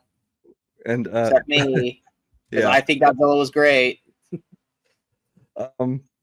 But my problem is that I think that he does his best when he's doing his own material, like when he creates the world of The Creator. When he gets his time to do it, and he gets to take his time and do his thing. But I feel like this is he was just a director for hire because David Leitch was going to direct this. He ended up falling out or leaving for another project. I'm not sure the details on that. So they bring in Gareth Edwards, but they're like, oh, but by the way, this has to come out next July. And so it's like he doesn't get time to really make it his own. He's basically just a director for hire. It might turn out to be great. It might. I'm sure it'll at least be. I don't think it'll be a bad movie. I think if anything, it'll just be kind of like, eh. But again, I'm like Sean. I'm going in with low expectations and hope to be pleasantly surprised. For me is like the worst thing. Like for I would rather have it be complete dog shit than because it's like, what was the point other than money? If it's then what was the fucking point? Yeah, that's gonna be a rough week. That's gonna be a rough week. Yeah. What's gonna be bad is when we get to that weekend, we do the review for it. You're like, what movie was better? Heads of State. Heads of State for the Jurassic World. But yeah. Moving on to July 11th. Just a week after that, we have Superman coming out. Yes, that is once again it's not James Gunn's first DC thing, but it's his first DC movie. Because Creature Commandos came out and that was fucking amazing. If you guys have not watched Creature Commandos, do so because it was awesome. That was very much a James Gunn, like his tone and his writing and everything is like James Gunn wheelhouse, and it was trying to be like dark and comedic. This is James Gunn, but doing Superman, and he's not trying to put his twisted spin on Superman. I feel like we will have his style, but it's not going to be like the R-rated style that we're used to. He'll definitely have his voice and his comedy to it. I mean, not straight comedy, but just his comedic edge to it. But I think that it's definitely more. It's like not neuters. That sounds too negative. It's more mainstream James Gunn. I would feel like more Guardians, but not as funny. Yeah. Guardians, but not as funny. I don't think I've been this excited for a Superman movie ever. I've loved what I've seen in the trailers. I know a lot of people have been tearing it apart. It's because people don't want to fucking be happy about anything. Rachel Brosnahan, I fucking love her. Marvelous Mrs. Maisel. I know it's not a show that'd be like, oh yeah, that's totally a show that Sean watches. It's fucking amazing, and she is fucking breathtaking, like amazing on that show. So her being Lois, I could not have been more. That her being cast as Lois was how you and I felt when we first heard that Aaron Taylor Johnson was going to be Bond, which ended up not happening. I'm so happy that she got this role. David Cornsweet, I only really have Twisters to go off of, so I can't really. Which honestly might be the best thing for him for me going into this movie because I don't really know the guy, so I can go in clean slate with this dude. Nicholas Hoult as Lex Luthor, not who I would have casted, but Nicholas Holt's been on fire lately, so I'm intrigued to see what he does there. Nathan Fillion in that bowl haircut. I love Nathan Fillion, so I gotta see it, and he's going to be in Lanterns as well. Isabella Merced, she's fucking killing it on The Last of Us right now. Excited to see what she does. Skylar Gisondo is another actor I really enjoy.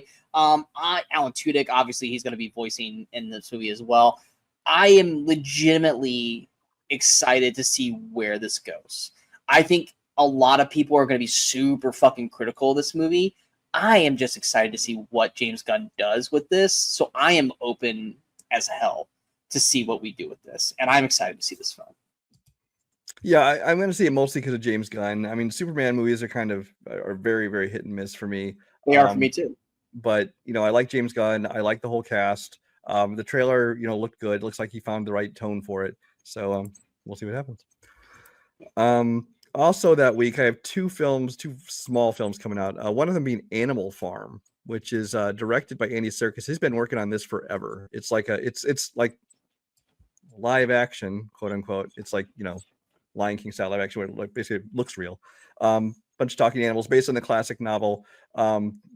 Voice cast includes Seth Rogen, Andy Serkis, Woody Harrelson, Kieran Culkin, Steve Buscemi, Glenn Close, Jim Parsons, Gaten Matazzaro, Kathleen Turner, blah blah. It goes on and on. This was a movie that I don't know if the release date holds. I mean, everywhere I look says it's coming out. It's not on my list at all. But if it does come out, I feel like it'll be a tiny release or maybe even straight to VOD. Because there hasn't been a lot of promotion on it yet, but it is still a few months away, so we could see more on that. And the only other movie I have for that day is one I don't even know if this is like getting a wide release, called Skill House. Basically, it's a bunch of influencers are lured to this content house, and then they start being forced to compete in lethal social media challenges. So you get to watch them mock and kill off social media influencers. So I don't know, it might be a guilty pleasure kind of movie. The only name I think it's basically a bunch of nobodies except for like Neil McDonough and 50 Cent are the two big names in it, but I think there's just small roles. Gotcha. Anyway, do you have anything else for that week? No, the only there's two movies that are also Superman that I've got, but I don't know what they are, so nothing to talk about. All right. Moving on into the 18th. First movie I don't care about, Smurfs. Do we need to talk about this? Let's just say that we watched 20 seconds of the trailer and we both went, nope, and we backed out. That's all you need to know. None of us are going to watch this movie. We're not going to talk about this movie. If we do watch this, we're forced to watch it. Or Sean just needs to find another bad movie to talk about at the end of the year. I'll throw Smurfs on. I was never even going to watch the rest of the trailer. I've seen. I still haven't. I only have seen the full trailer now because it played in front of something I went to see in the theater, and I was just like, oh, I guess I'm gonna. Once again, once it said influencer Smurf, fuck you, I'm out. I mean, I already didn't care about it, but that was like, but the minute it hit that, is like, I don't even want to watch the rest of this trailer. Yeah. That's it. We're not talking about Smurfs ever again, hopefully. The other two movies we've got, I Know What You Did Last Summer. I enjoyed the first two. That's where my love for Jennifer Love Hewitt came from, or was it Can't Hardly Wait? What came out first? I Know What You Did Last Summer came out a year earlier. I was gonna say I thought that came out first. Yeah, Jennifer Love Hewitt, Freddie Prinze Jr., Sarah Michelle Gellar, Ryan Philippine. It was right there at the height of slasher stuff with Scream. It was pretty much Scream and that was like that late 90s horror stuff. Now they're rebooting it, but they're bringing back Jennifer and Freddie. The trailer showed them in it. I don't know if they're actually going to be like Nev Campbell, Courtney Cox, and David Arquette. I don't know if they're going to be like in it, or if they're just going to be in it for like a scene or two, just to like get the old crowd to watch it. Which the impression I get is that they like these things start happening, and they go off and seek out these people, and they kind of tell them, "Oh, this is what happened back when we were kids," and then they might be involved in like a couple scenes after that, like helping them escape whatever. But they're definitely supporting players in this movie. Yeah, I have no interest in this except to see those two, which I guess good job that your marketing worked. I want to see Freddie and I want to see Jennifer. But it's not something that's going to make me like go see it in theaters either. It's one of those, like, I can wait. Because like the whole franchise as a whole was flimsy as it was. And if it's going to be made in present day, I feel like they're going to have to do something different. Because with today's technology, the shit that happened in the original wouldn't happen for the most part today. There's too many things that could fallen, that it wouldn't work. It wouldn't That's why work I that think way. it's Just falling like execution, Scream because had to update itself. I think that this is a franchise that, because of things like that, how things have changed with cell phones and all, I think that if it is kind of brought into the modern day and updated, and they address those things, like, and it, it doesn't try to do the same thing that wouldn't really work today, I think it could work. Do I think this will be a great movie? No, but I'll check it out because I did like those first two. The third one's so straight to video shit. I don't even acknowledge how it exists. I never watched the third one. But it's like, as far as just like, just kind of watch it and forget it horror movies, I enjoyed them, so I'll check this one out, even though I don't have high expectations. Yeah. The other one that I've got is Ari Aster's newest film, Eddington. Look, I loved Hereditary. I thought it was one of the best films of the year when it came out. Brian hates that movie. Midsommar was very overtly bloated, but hey, it gave us Florence Pugh. Oh God, I'm blanking on the other guy. Yeah, Will Poulter and it's Jack Rayner. So I can't be too mad at it, but it's not good. And then Beau is Afraid. I still haven't watched that. I really don't fucking want to, because I've heard only way to make me less interested in watching Ari Aster movie is to put Joaquin Phoenix in the lead. And so I did not ever see Beau is Afraid. And guess who's the lead of this movie? Joaquin Phoenix. But it's also got Pedro. It's got Emma Stone.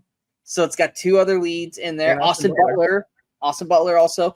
And not a lot is, like, the general synopsis that I've got from it is in May of 2020, a standoff between a small-town sheriff and mayor sparks a powder keg as neighbors pitted against each other in the small town of Eddington, New Mexico. So that's it. And it's Ari Aster, so I'm assuming it's got to have some horror capabilities in there. Or it's not, and it's a straight-up, drama shit that's happening around the pandemic, but it's not necessarily about COVID-19, but it's about the pandemic in a way. But I am more intrigued with this because of the cast of it, but I was also intrigued by Beau's Afraid, and then I never watched it. So we'll see. I need to see a legit trailer for it. Yeah, it would have to have the best trailer ever made for me to probably even go see this movie. Yeah. And okay, that's it. That's all I have for that week. You have anything else? Yeah, that's it. All right, July 25th. Let's get out of the way. A Netflix movie, which I'll probably watch, although I don't really care about it, is Happy Gilmore 2.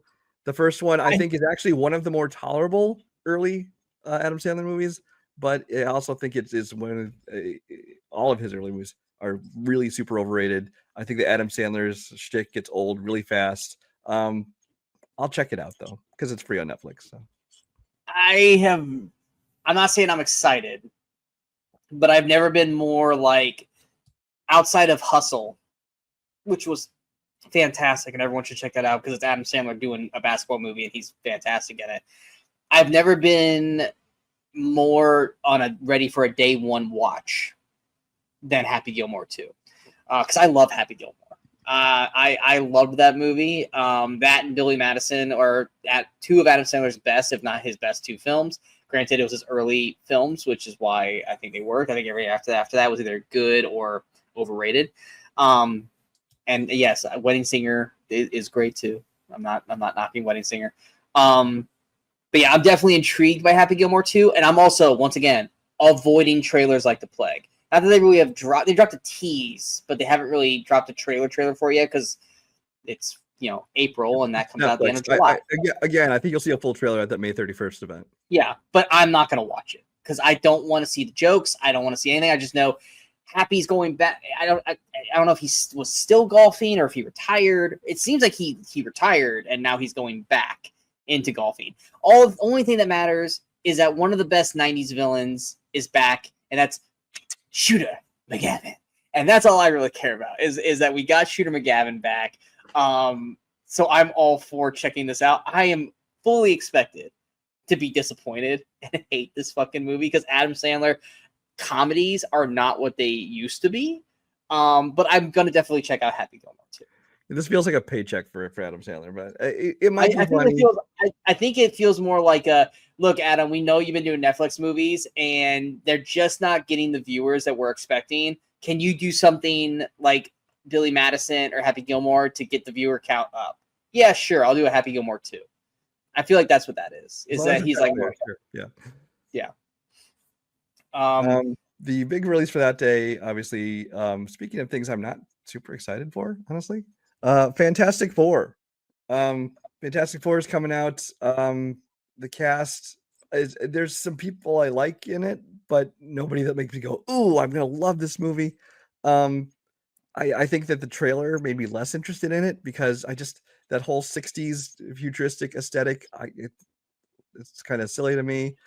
But it also might be the only way that they could make the Fantastic Four work, because I've talked about how silly some of the powers, especially the stretching power, looks. And so I think to make it work in this kind of almost kind of surreal environment, I think maybe it'll work there. But again, I like the cast. I think that, MCU, mostly great movies. So I'm obviously going to see it. I'm optimistic. I'm hopeful, but nothing's blown me away so far. I don't give a rat's ass about the Fantastic Four. I don't. I've never cared about them. But I am excited for this because of the cast. Pedro, not who I would have casted as Mr. Fantastic, but I'm not mad at it by any means. Vanessa Kirby, she's probably the weak link for me just because I haven't seen her in enough things, and the things I have seen her in, I haven't been like wowed by her in. I think the one thing that maybe liked her the most was probably Hobbs and Shaw, because she actually showed some life in that role.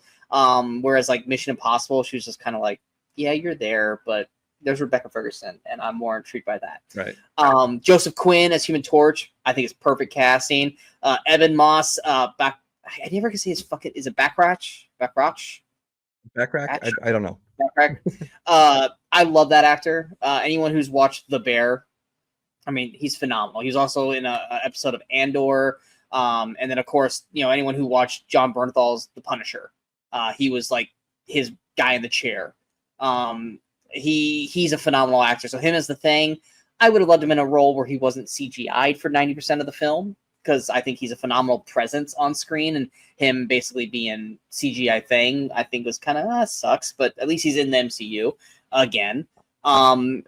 Julia Garner, I know you're not a fan of her, but I like her. I'm intrigued to see what she does as Silver Surfer.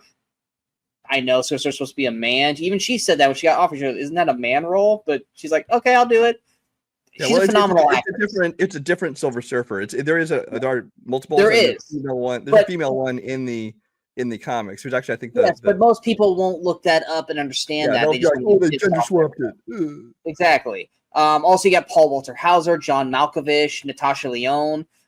They're in it. I like all three of them, each in their own respected ways. The trailers, once again, haven't really wowed me, but you know what? That keeps my expectations a little lower, so when it does do a thing, I'm going to probably enjoy it a lot more. Obviously, this is going to set the launching pad off into probably Avengers Doomsday. So I am super intrigued. Question is, do we get Robert Downey in this, or is he going to be a post-credit scene like Thanos? If he's in it at all, it will only be post-credit. They will not put him exactly. in. I don't think he's going to be a legit person in the film. So I am intrigued and I'm excited to see this, because I feel like if the MCU is ready to take this on, then I think that they're actually ready to make Fantastic Four relevant, and I'm excited to see what they do with it. The only other movie I've got is there's a movie called Oh Hi. What is it? It's the only synopsis I've got is Iris and Isaac's first romantic weekend getaway goes awry in the most unexpected way. It stars Molly Gordon, who we both like, Logan Lerman, and Geraldine. I can never say her fucking name. Viswanathan. Yeah, we both said it the exact same way, but it's a comedy. Like I said, I like those three leads. Sophie Brooks is the director. I don't know if I know her directly for anything. No, I don't. She's a writer for the most part. But yeah, that popped up. It looks like it's going to be a theatrical release. But like I said, I like the three leads. But like I said, up against Fantastic Four, it probably people won't check it out because I've never heard of this, but I like those three people, so I'm definitely gonna check this one out. Yeah. All right, going to August. Actually, hang on July 30th. You got one more? Well, no, on July 30th for some reason, on a Wednesday in It's a kind of weird date. Together comes out. That's the movie with oh my gosh, Dave Franco and Alison Brie. Oh, yeah, I've heard. I watched a trailer for it. This movie looks fucking weird as shit. This is a big festival one. It was it's basically kind of a body horror kind of thing. I think it's basically trying to be like an allegory for codependence, where this couple find themselves actually like merging, and it definitely has a very surreal kind of body horror vibe to it from the trailers. So I don't really know much more about it, but I'm intrigued to check it out. The site that I have it has it as the 1st of August. Oh, I wonder if it's getting like a limited and then going wide on the weekend or something. I don't know. And then I'm going to cheat here. This is not a movie, but I want to mention it. July 31st, Twisted Metal Season 2. Just saying. Now you told me no TV shows. I would have talked about TV shows. How often did you cheat during our other shows? I'm going to cheat here. That's different. That's it. Twisted Metal. Twisted Metal Season 2 is, yes. Twisted Metal. If you guys have not checked Twisted Metal out on Peacock, I encourage you all to do so. Season 2 is going to be fucking awesome because they're actually doing Twisted Metal at that point. Yeah. Hell yes. Going to August, I've got, well, now that Together has been talked about, I've got 2. That's what I have. Okay. First one I'll get out of the way because I know Brian's not, gonna care much about it, and that is The Bad Guys 2. I really enjoyed the first Bad Guys film. I thought it was a solid movie. Great voice cast. I'm pretty sure almost all of them are coming back. You got Sam Rockwell, Mark Maron, Craig Robertson, Anthony Ramos, I think is new. I don't remember if he was in the first one or not. Awkwafina's back. Natasha Lyonne is in this. Maria Bakalova is going to be in this one as well. Like I said, this is a fun animated film basically about robbers or animals who are considered bad guys because of the species they are. And so they're like, well, people already think we're evil, so let's just be bad guys. And then trying not to be bad guys now. Like I said, I enjoyed the first one a lot.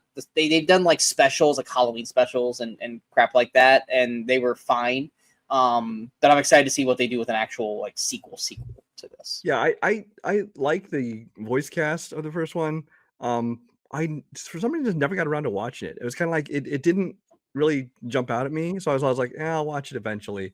But I never saw it, so I mean, I might enjoy it. I think I like the animation style, what I've seen of it, and the voice cast. So I don't know. Sometimes I really enjoyed the first scene because it was them actually doing I think it was a bank job, and I was like, wow, they're really going all out on this. And then the rest of the movie is still strong, but then you're turning to the crux of the story of like, I don't want to be a bad guy anymore, kind of thing. So I'm interested to see where they go with the sequel. Yeah, Anthony Ramos wasn't the first one. He's the Piranha, I guess. Oh, is he the Piranha? Okay, I didn't know if he was in that, but now, yeah, he was definitely the Piranha. Yeah, because there's like a piranha, tarantula, snake, the wolf, the shark. So it's like all like bad guy animals or scary animals, and they're just all like basically typecast into being bad guys. Yeah. Yes, and then there's the movie that Brian's, I think, really excited for. The Naked Gun. Now, the Naked Gun movies I enjoyed back in the day, but that kind of like really broad comedy, with lots of physical comedy and sight gags and stuff, has not really aged well. Now, I'm not saying politically correct wise age well, because I don't give a shit about that. But I just mean that kind of comedy isn't done very much anymore. And I think a lot of it is because of the parody movies, like the date movie, epic movie, kind of killed off just the I don't even consider this parody because it's not parodizing anything. It's just a thousand jokes. Originally, these were made like the Zucker Abrams movies, like Airplane was obviously considered a lot of those airplane disaster movies at the time, so they parodied that with that. And with Naked Gun, they were kind of doing all this serious cop dramas and stuff like that. So it's not as direct. It's not like a specific movie, but more of like satirizing a genre. But it's definitely that style of movie. And I heard they were going to remake it with Liam Neeson, and I thought about like, what? That's kind of perfect casting. Because Liam Neeson, I don't think can pull off the actual action thing anymore, as much as he's still trying every other week with a new movie he pumps out. But to have him kind of go the other route and be in a comedy, but obviously not playing the comedy. He's kind of playing the straight man in this comedy. But I mean, a lot of funny things will happen with him. But that's kind of the same thing Leslie Nielsen did. He was a serious actor up until Airplane and Naked Gun, and now he's only remembered as this comedic actor. So I think Liam Neeson. Go ahead. Keep going. So I think Liam Neeson is great casting for this, but honestly, the reason that got me really interested in it is it's directed by Akiva Schaffer, one of the guys from Lonely Island, who also did like McGruber, for instance, and Popstar, obviously. Actually, it was a German Tacone. I always get those two mixed up. I don't know. They're both just the two others that are not Andy Samberg to me. Yeah. So it is. Oh, it isn't Keith Schaefer. I was right. Yeah, and he's the one who directed. Popstar, Chippendale Rescue Rangers. He did, which we both loved. So yeah, but then I watched the trailer for this, and the trailer, I think it wasn't even a trailer; it was a teaser. It was a straight up teaser. It's a teaser. Yeah. But I think that it looks like everything I hoped it would be. It's gonna be hilarious. I don't know if it's gonna be R-rated. I could see them going that way with God, I hope it is. And actually from what I heard from CinemaCon, they showed like an extended trailer, and apparently there's a lot of dirty shit in that one. So I think it is going to be an R-rated thing. It just looks like a lot of fun. So I'll check this out. Yeah, and that's one of the things that why this I think is going to work so well is because Liam Neeson, he's now known as the action guy, the older action guy. Mm-hmm. But some of the best things that Liam does is comedy when he's trying to act like a badass. He was one of the best things in A Million Ways to Die in the West, which I wasn't a fan of that movie, but he was great in it. Lego Movie, when he was like serious cop. His little cameos in was it Ted or Ted 2? I think it's Ted 2. I think it was Ted 2. He is actually a very funny dude. Yeah. But he plays it off like he isn't. He's always 100% serious. But when he does the funny, it works. And I think this, as Frank Drebin, I think this is like perfectly in his wheelhouse. Yeah. And I am excited for the teaser. I thought was funny, especially the OJ joke at the end. I thought it was great. And I hope to God they keep that. I hope they keep that in the movie. I hope that's not just that shot has gotten the most reaction from the trailer of anything else, so they'll definitely have that in the movie. Yeah, but I am actually really excited for this movie. I think it's going to be a blast. I hope it is anyway. I don't have anything else for that week except for Together, but we already talked about it. Okay. What is this? I there's something called Sketch. Never mind. It's not. Tony Hale's the lead, so that kind of tells me it's not going to be anything huge. I've got 3 for August 8th. I've got 2. Well, the one you probably don't have is the one that I don't really have any interest in. It's a movie called My Mother's Wedding. I just saw that one. It's I believe a straight drama. Yeah, it's a drama. 3 sisters return to their home for the 3rd wedding of their twice widowed mother, but the mother and daughters are forced to revisit the past and confront the future with help from a colorful group of unexpected wedding guests.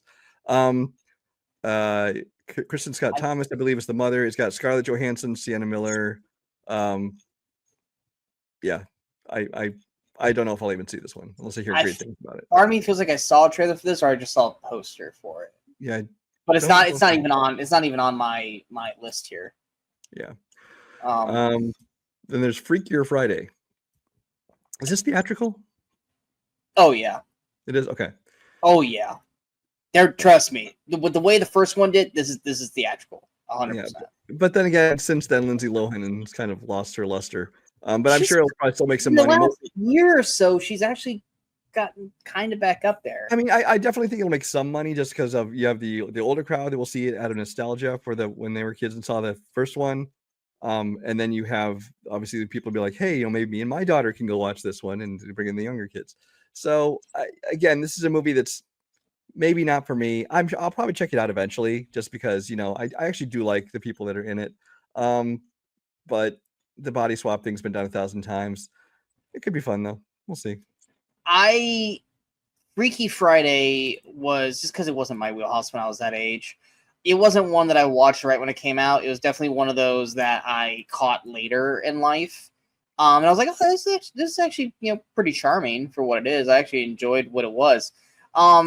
I do think it's actually going to do pretty well, box office wise. I think you're going to have that nostalgia because the people my age that loved Freaky Friday when it came out, they probably have daughters now, and they're going to want to take their daughters to it. And then I think everyone loves Jamie Lee Curtis. And then you also, like I said, Lindsay Lohan. She's got a kind of this small resurgence happening. So I think it's actually going to do pretty well. The other movie that comes out, this is the one movie that I was talking about when we were talking about the fuck was the horror movie? Bring Her Back. Weapons comes out August 8th. I just watched the actual trailer for it right before we came on air. This is the horror movie that comes out this summer that I actually think looks batshit crazy insane. It's got Julia Garber again. It's also got fucking goddamn it, Thanos. Josh Brolin. Thank you, Josh Brolin. Basically, Julia Garber is a teacher at an elementary school, and overnight, every kid in her school, Just her classroom, just her class. Just her classroom. Sorry, just her classroom. Runs out the front door at like 2 a.m. and is never seen again. And so everyone's like, well, she had something to do with it. Like, it's her class. Every other kid is accounted for except for everyone in her classroom. Not Javier Bardem. Josh Brolin is one of the parents.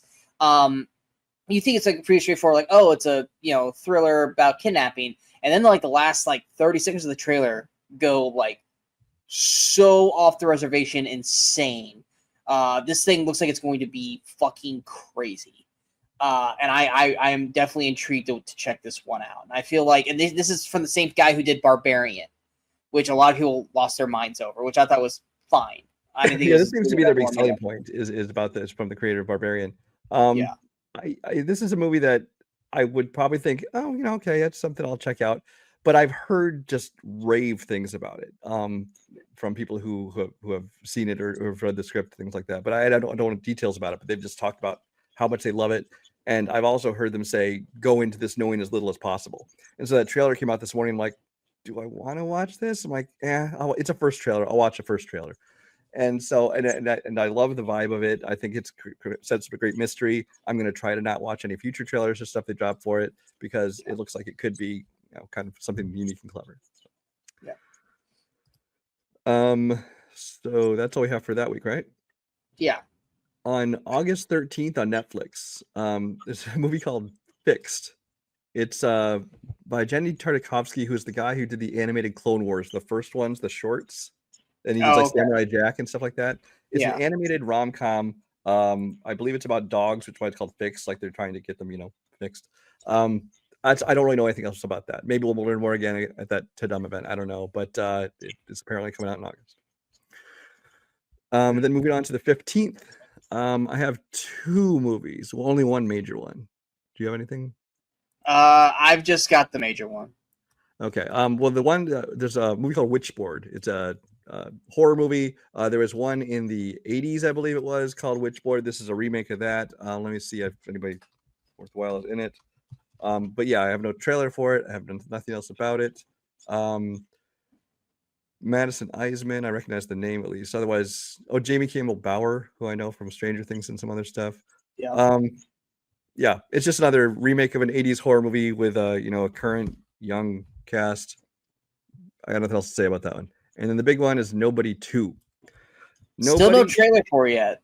Yeah, the first. Well, I mean, it is August. I bet we'll see a trailer sometime in May. But the first Nobody kind of took us all by surprise. Seeing him as an action star is not something I ever would have had in my bingo card for the year, as they say. But it worked. I really enjoyed him. I enjoyed his chemistry with Christopher Lloyd as his father, who's also supposed to be in this also. Yeah, it was produced by the guys behind John Wick, David Leitch and them. And then on this one, they've upped it another notch by having the director be Timo Tjahjanto, who did, of course, The Night Comes for Us, The Shadow Strays. And so we know he can do action. We know he likes to do his action hardcore. So this has me actually more excited for this than I was for the first film. Yeah, I remember when the first one came out. This was kind of when we were starting to get a little, not annoyed, but kind of sick of okay, can we stop just throwing random actors into action movies? They're just not working anymore. They all can't be fucking John Wick. But Nobody was actually pretty good. Bob Odenkirk, love the actor. I mean, everyone who ever watched Breaking Bad or Better Call Saul or 90 of the other things he's in, because he's such a great actor and everything. Definitely not someone you see as a badass action star. He was great in it. Like I said, Christopher Lloyd was like the surprise of the movie. You're like, oh yeah, it's Christopher Lloyd. He's so old. Boom! Holy shit! They're both back. Connie Nielsen is back. The rest of the cast, I see Sharon Stone, Colin Hanks, Michael Ironside, John Ortiz. I'm liking a lot of the RZA is in it. I have no idea what the sequel is about, but I really enjoyed the first one. I don't think I've watched it since the first time either, though. I don't think I've gone back and rewatched it, but I remember enjoying the heck out of it when it came out. I'll definitely rewatch it before the sequel. But that's definitely one that it just keeps feeling like it's not coming out this year because I haven't heard really anything about it. But it is. It's 1,000% is. It's just it is coming out. it's just one I was like, really? Like that's coming out this year? Like not single word about this fucking movie. I think it's also the kind of movie that doesn't need it's not the kind of movie you ramp up marketing for 8 months in advance like you do like a Superman and Fantastic Four and things like that. It's kind of the movie that you drop a trailer like 2 months before it comes out and then people go see it. Yeah. Moving on then to August 22nd. We're getting into. I will say the summer is kind of going out with a Vizzle boys. Whipper. It usually does though. Yeah, it usually does. There's usually like one good one like towards the end, which actually there's a couple that have potential. I'll talk about a little bit later. This week I got two kind of smaller films. I have Americana, which is the one I know played a lot of festivals. I think it technically was made in 2023. It stars Sydney Sweeney and Paul Walter Hauser, along with Halsey, Simon Rex, Zahn McClarnon, who I love from Longmire and Dr. Sleep and some other stuff. Eric Dane. A rare Lakota ghost shirt falls into the black market in a small town in South Dakota. The lives of local outsiders and outcasts violently intertwine. Yeah, that tells me nothing about this movie. I don't love Sydney Sweeney. Paul Walter Hauser, I usually like, although I just saw him for the first time as a lead in the film in The Luckiest Man in America. Didn't love that, but that wasn't his fault. That was the movie's fault. I'll check it out though. You have anything to say on this one? No.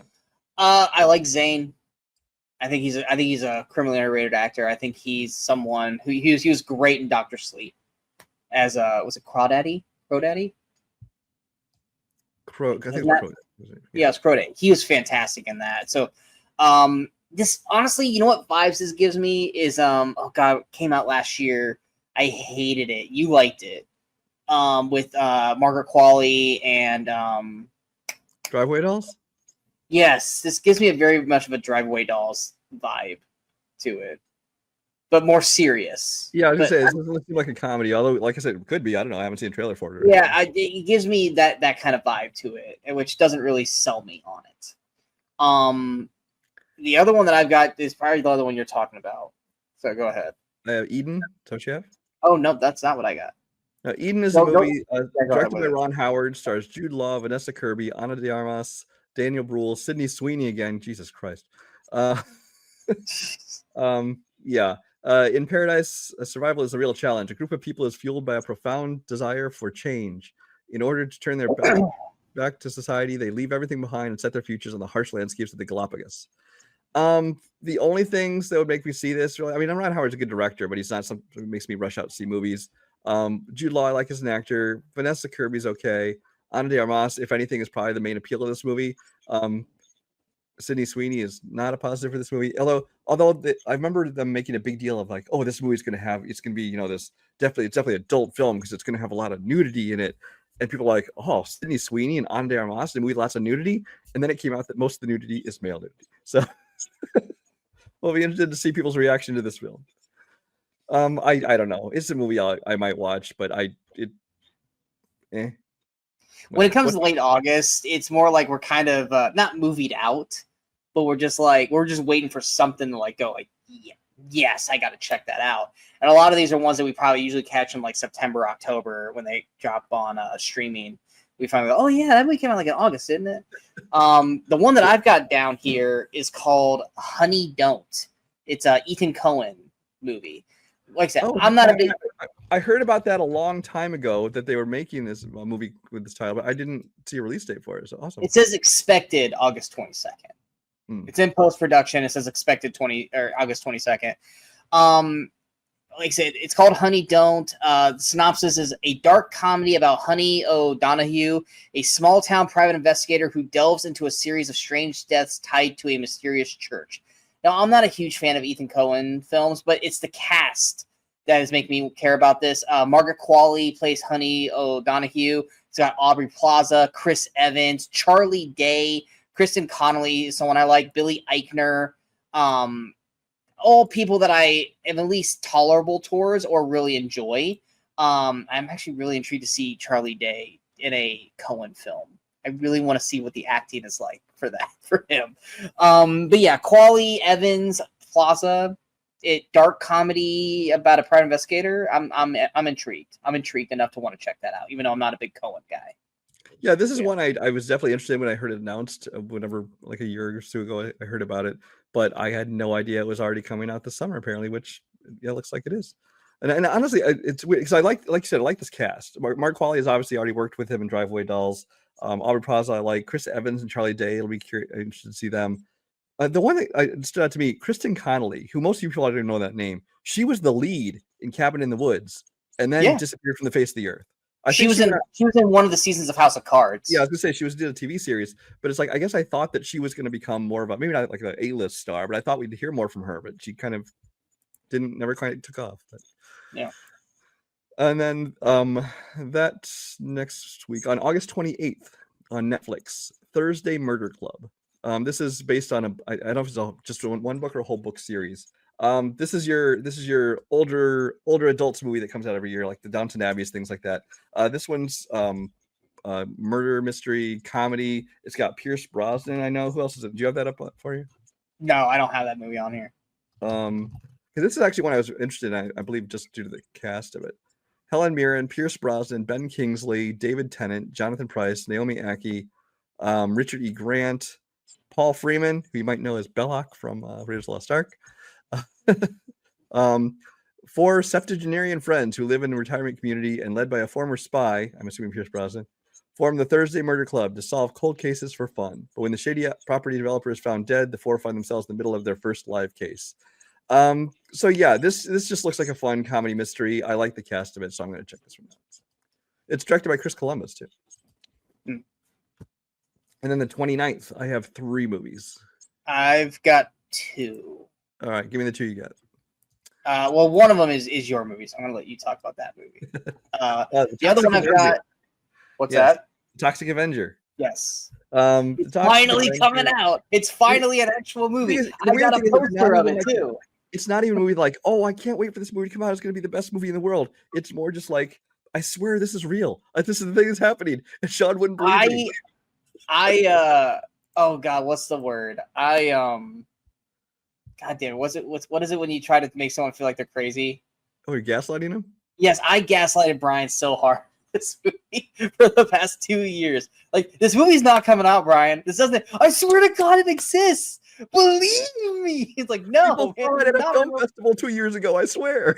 But yeah. How come there's no fucking photos? And then So finally, the one photo Toxic pops out. Avenger is just like is low budget, straight to video schlock. It was funny. I enjoyed it back in the day. That it spawned more movies, which I just recently watched the 4th one called Citizen Toxie. Might be the single most offensive movie I've ever watched in my life, and I loved every fucking minute of it. I kind of want to revive cinemasochism and have Sean watch this with me because I want to be there live when he watches this movie. Although I might get our channel shut down. Just saying. I mean, it's not like we'll be able to play it. So we might not be able to talk about much of it at all. Canceled. That's all. Yeah. But yeah, so that one. But anyway, this new version coming out, directed by Macon Blair, who's the guy who worked a lot with Jeremy Saulnier, I believe his name is, who did like Green Room, Blue Room, and a couple other movies. And it stars Peter Dinklage as the titular Toxic Avenger. So, and it's produced by Elijah Wood, he's helped put out a lot of kind of low budget horror films. So I'm intrigued to this movie. Do I think it'll be good? I don't know, but I just want to see it just to prove that it exists in the world. It probably won't be good. This is probably not one that I will watch. I'll probably just wait for Brian to go, dude, we need to watch this together. Kind of like what he did with Terrifier 2, and then that became a whole craze. They dropped like a teaser trailer for it, and I was like, this looks so fucking awful. But this is probably what Brian wanted, was this kind of movie. Well, that's just it. Is if they tried to make this like a mainstream horror comedy movie, then I think it would have failed completely. I think it had to embrace the fact that it is a continuation of this trauma film, this low budget, it's just funny because it's so ridiculous. And I think that they had to keep that tone. But the fact they have such a good pedigree behind it with Elijah Wood and Macon Blair and Peter Dinklage, I think it's going to be entertaining. I just think it's not going to be for the mainstream audiences. The one movie that I've got besides that is Darren Aronofsky's new film, Caught Stealing. Did you have that one? I did have that. Okay. All right. Caught Stealing. Basically, the synopsis is a burned out ex-baseball player, Hank Thompson, unexpectedly finds himself embroiled in a dangerous struggle for survival amidst the criminal underbelly of 1990s New York City, forced to navigate a treacherous underworld he never imagined. Darren Aronofsky, I mean, I loved The Wrestler. It was probably one of the best films that year when it came out. I haven't really been a big fan of him elsewhere, but this cast is solid. You got Vincent D'Onofrio, who is just fucking great in everything he does. Austin Butler plays Hank Thompson. DeFaro Woon Atai, he was just in Warfare.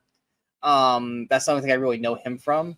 You got Liev Schreiber, Zoe Kravitz, Matt Smith, who I always will hold a pride for. Regina King, Yuri, isn't that the guy who just was nominated for Nora? Yuri Kokolo. I'm not going to even try to say his name. It was somebody named Yuri. I might be that guy. I'm not 100% sure. I could just go, oh yeah, he's Yuri. So that's always the guy from that. While he's looking that up, Bad Bunny is also in this as well. It is not the same Yuri. It's not the same Yuri. Okay. This guy was in Tenet, Craven the Hunter, Hitman's Bodyguard. He looks like he's just like a usual henchman or something. Gotcha. Oh, okay. Now I pull up his picture. Yeah, I remember who he was in Craven. But yeah, it's like I said, the synopsis, it's a very broad, synopsis, which once again, it's end of August, so there's no trailer yet. But the cast alone with Aronofsky has piqued my interest. But yeah. The cast piques my interest. Aronofsky doesn't do anything for me, but I don't. It doesn't make me dislike a movie like Ari Aster, but his stuff usually doesn't appeal to me as much. But I'll check it out based on the cast. The other one I have for that, the other one I have for that week is actually one of the ones I'm really kind of looking forward to. Oddly, it's a movie called The Roses. This is basically a remake of the movie War of the Roses from Kathleen Turner and Michael Douglas back in 1988, I think it was. I'll just read to this. Life seems easy for picture-perfect couple Ivy and Theo. Successful careers, a loving marriage, great kids, but beneath the facade of their supposed ideal life, a storm is brewing as Theo's career nosedives while Ivy's own ambitions take off. A tinderbox of fierce competition and hidden resentment ignites. This is going to be, it's a dark, dark comedy. It stars in this time Benedict Cumberbatch and Olivia Colman as the leads of it. Also has Allison Janney, Andy Samberg. I've seen photos. I've seen photos of this. Yeah. Like pictures. Yeah. It's directed by Jay Roach, who's probably best known for the Austin Powers movies, but he's also like Bombshell and some other stuff.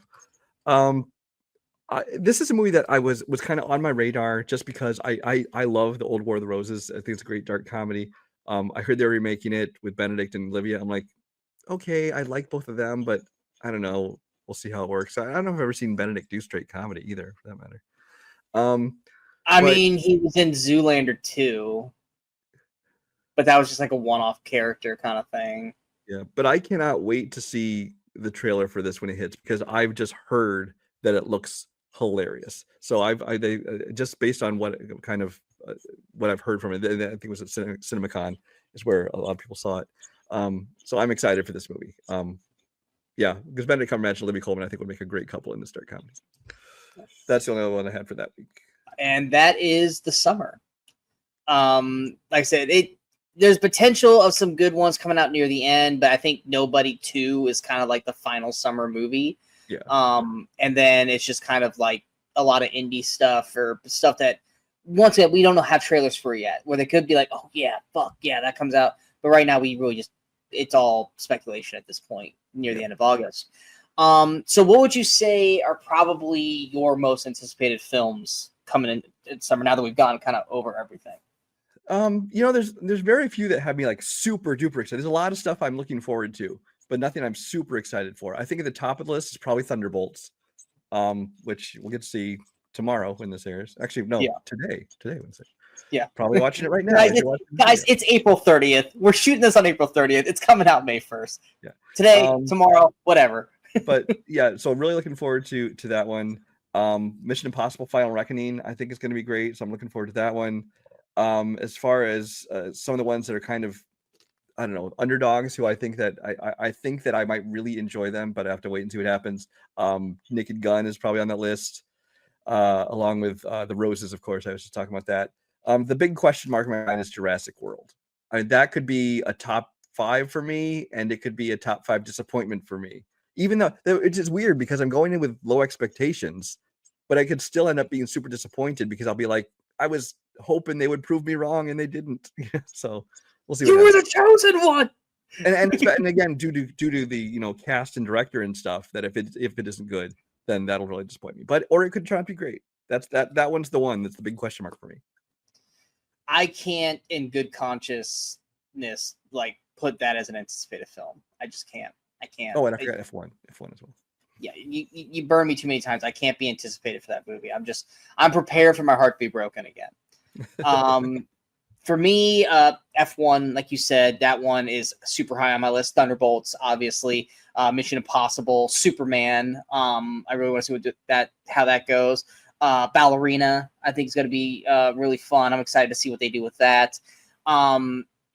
Weapons. After I saw that trailer this morning, Weapons is definitely one that I'm really, really anticipating because I'm hoping that it kicks ass. I want it to kick ass. Obviously, there's a lot of other movies that I'm excited to see, but those are probably the ones that I'm like, yeah, those I like. Fantastic Four, How to Train Your Dragon. Yes, I'm gonna see those. I want to see those. But the Thunderbolts, Mission, F1, Ballerina, Superman, Weapons, those are probably the ones that I'm like, can that come out today, please? I want to watch it right now, kind of thing. Granted, if you had the option to watch any of these right now, we'd watch them all right now if we could. So that leads us to our final part, which is the box office domestic predictions. I feel like 2 years ago when we did this, I feel like we were pretty much even with one another, except that we both completely underestimated Top Gun Maverick. Last year, you were almost perfect. I had 9 of my 10 movies were actually in the top 10, but the order of some of them messed up. My top few were right. Yeah. And me, I had Garfield at like number 4, and that kind of fucked my whole thing up. So we both got fucked by Furiosa and Fall Guy. We both got fucked. Yeah, that too. And I think we both underestimated Twisters. And I think the one thing you did good on is you predicted Bad Boys was going to rock. And I was like, we love Bad Boys, but I don't think it's going to make the money. And it fucking did. So that was one of the things that you had over me as well. Like I said, I feel like based off of stuff that I've read, it feels like there's like 12 to 15 movies that everything is ranked. And there's this 8 are definitely in here. And then like 9 to 15. I feel like my top 8, maybe not in the right order, but I think my top 8 are going to be in the top 10. And then there's 2 slots, which it's like. Yeah, I feel like 8 of mine are 100% in the top 10. And then like 9, I feel like is about 80%. And then 10 is like wild card. And then I have like the 5 below that was like, if these aren't, then these ones will. Do you have any that you think are just going to be outside the top 10? I put 4 of my movies as just outside the top 10. And those 4 I have 2 kids animated movies, which are very hard to predict because sometimes kids movies just thrive, especially in the summer. They just make tons of money, even if they aren't very good.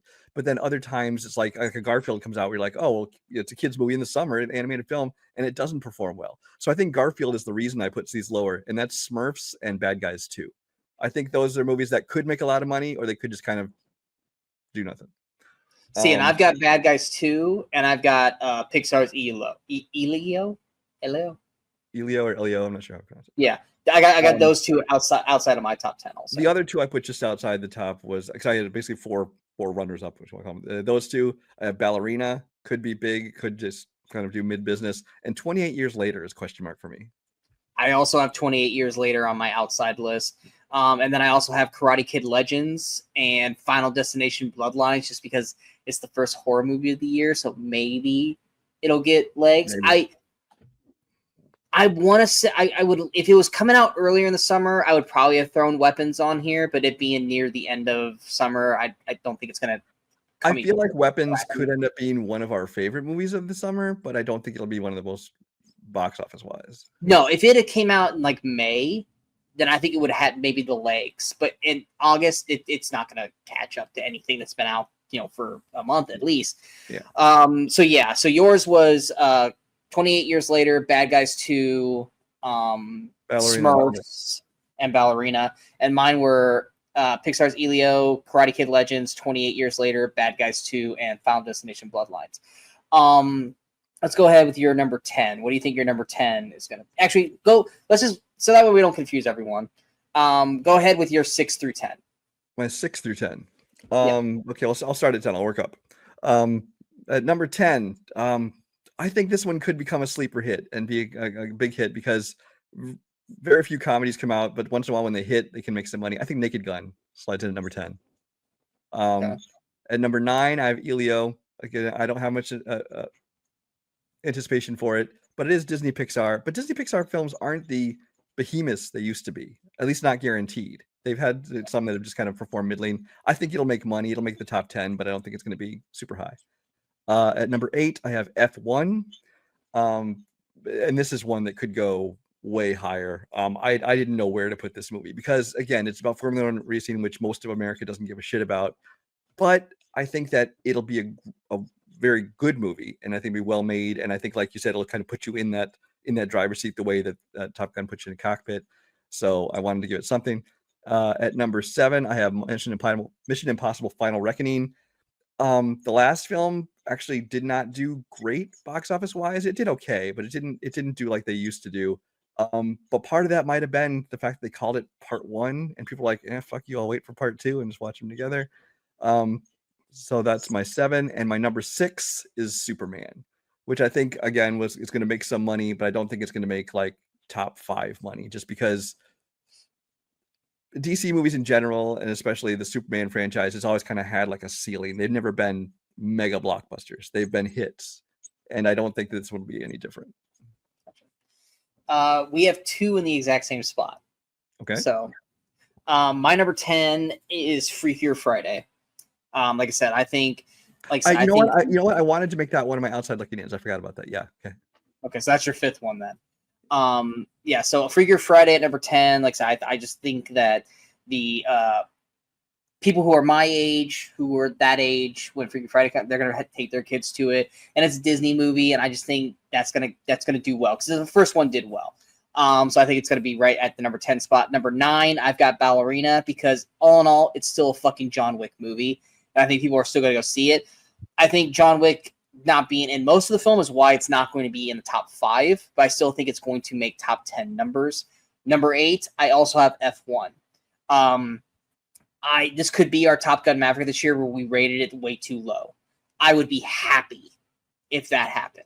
I would love it. Yeah. I would love it if we come into September and we're talking about the fall preview and we go back to the summer thing and F1 is number 3 or higher. I would be ecstatic if that was the case. Number 7, I also have Mission Impossible Final Reckoning. I want this to be higher. It deserves to be higher, but because of how Dead Reckoning Part 1 did, I'm just going to call it Dead Reckoning now. Fuck the Part 1. I think 7 is probably the highest it's going to get. I would like for it to be higher, but I don't think it will. And then my number 5 is going to be Thunderbolts. My number 6 is Thunderbolts. I think it's going to make good MCU money, but I think the 5 ahead of it are just going to have just a little bit more to dominate more. I think Thunderbolts is going to be fun, but the cast around it, we love the cast, but I don't think it's got any big name cast that's really going to push that extra non-MCU people over the board for it. And I don't know how much rewatchability this is going to have. Like I said, I think the Suicide Squad, James Gunn's one, if it didn't get max release the same day, I think that would have been a phenomenal box office hit. But because it was split, that was kind of his thing. Is that I just don't know if Thunderbolts is going to have that kind of thing. But I do think it's going to hit at the number 6 spot. So what was your 5 and 1? 5 through 1. Let me see. My number 5 is where I have Fantastic Four. Fantastic Four, I think, is a movie that I think people have been burned by the last ones. They've already tried this thing like 3-4 times now. I think that the 60s aesthetic, I think there's more people than just me that are kind of like, I don't really like the look of this film. But the cast, and it is an MCU film, and people are going to be excited to go see it. So I think it makes top 5. I just don't think it goes any higher than that for me. Are we going one at a time, or you want me to do my whole top five? We can go one at a time. My number 5 is Superman. I think because of James Gunn and because of the cast, and I feel like if there was a time for a Superman movie to come out or to restart, this is the perfect window for it. With everything else coming out, I mean, outside of the kids' movies, a lot of the stuff is kind of more like darker, and I think Superman's kind of that light that I think people are going to really just go and like have a fun experience. Not that they won't have fun experiences with the rest of these movies, but I feel like Superman right now is kind of the perfect film to come out at this moment. And with James Gunn's flavor and the cast behind it, I think it definitely is going to crack top 5. So what was your 4? My number 4 is Thunderbolts. I think it's going to do very well. I think this is the ceiling, though. I think the top 3 are the top 3. It's just a matter of the order of them. But my number 4 is Thunderbolts. It's already getting great reviews, great word of mouth. I think it's going to be kind of that sleeper hit. It's going to be great fun. I think this is going to be the movie that kind of feels like the MCU is back, whereas they hoped to do that with Captain America, but obviously that didn't happen. It looks very entertaining. It's got basically the month of May to itself. It's got all the way till May 23rd when Mission Impossible and Lilo and Stitch come out. But basically no other big blockbusters, and certainly nothing of kind of that same exact audience, the same genre. So I think it'll have time to make some money before the real competition comes out. My number 4 is Fantastic Four, and that wasn't intended. That's just how it panned out. I think in spite of the things that you said, I think the cast is what's going to win people over. Yes, Fantastic Four is not necessarily a hot brand.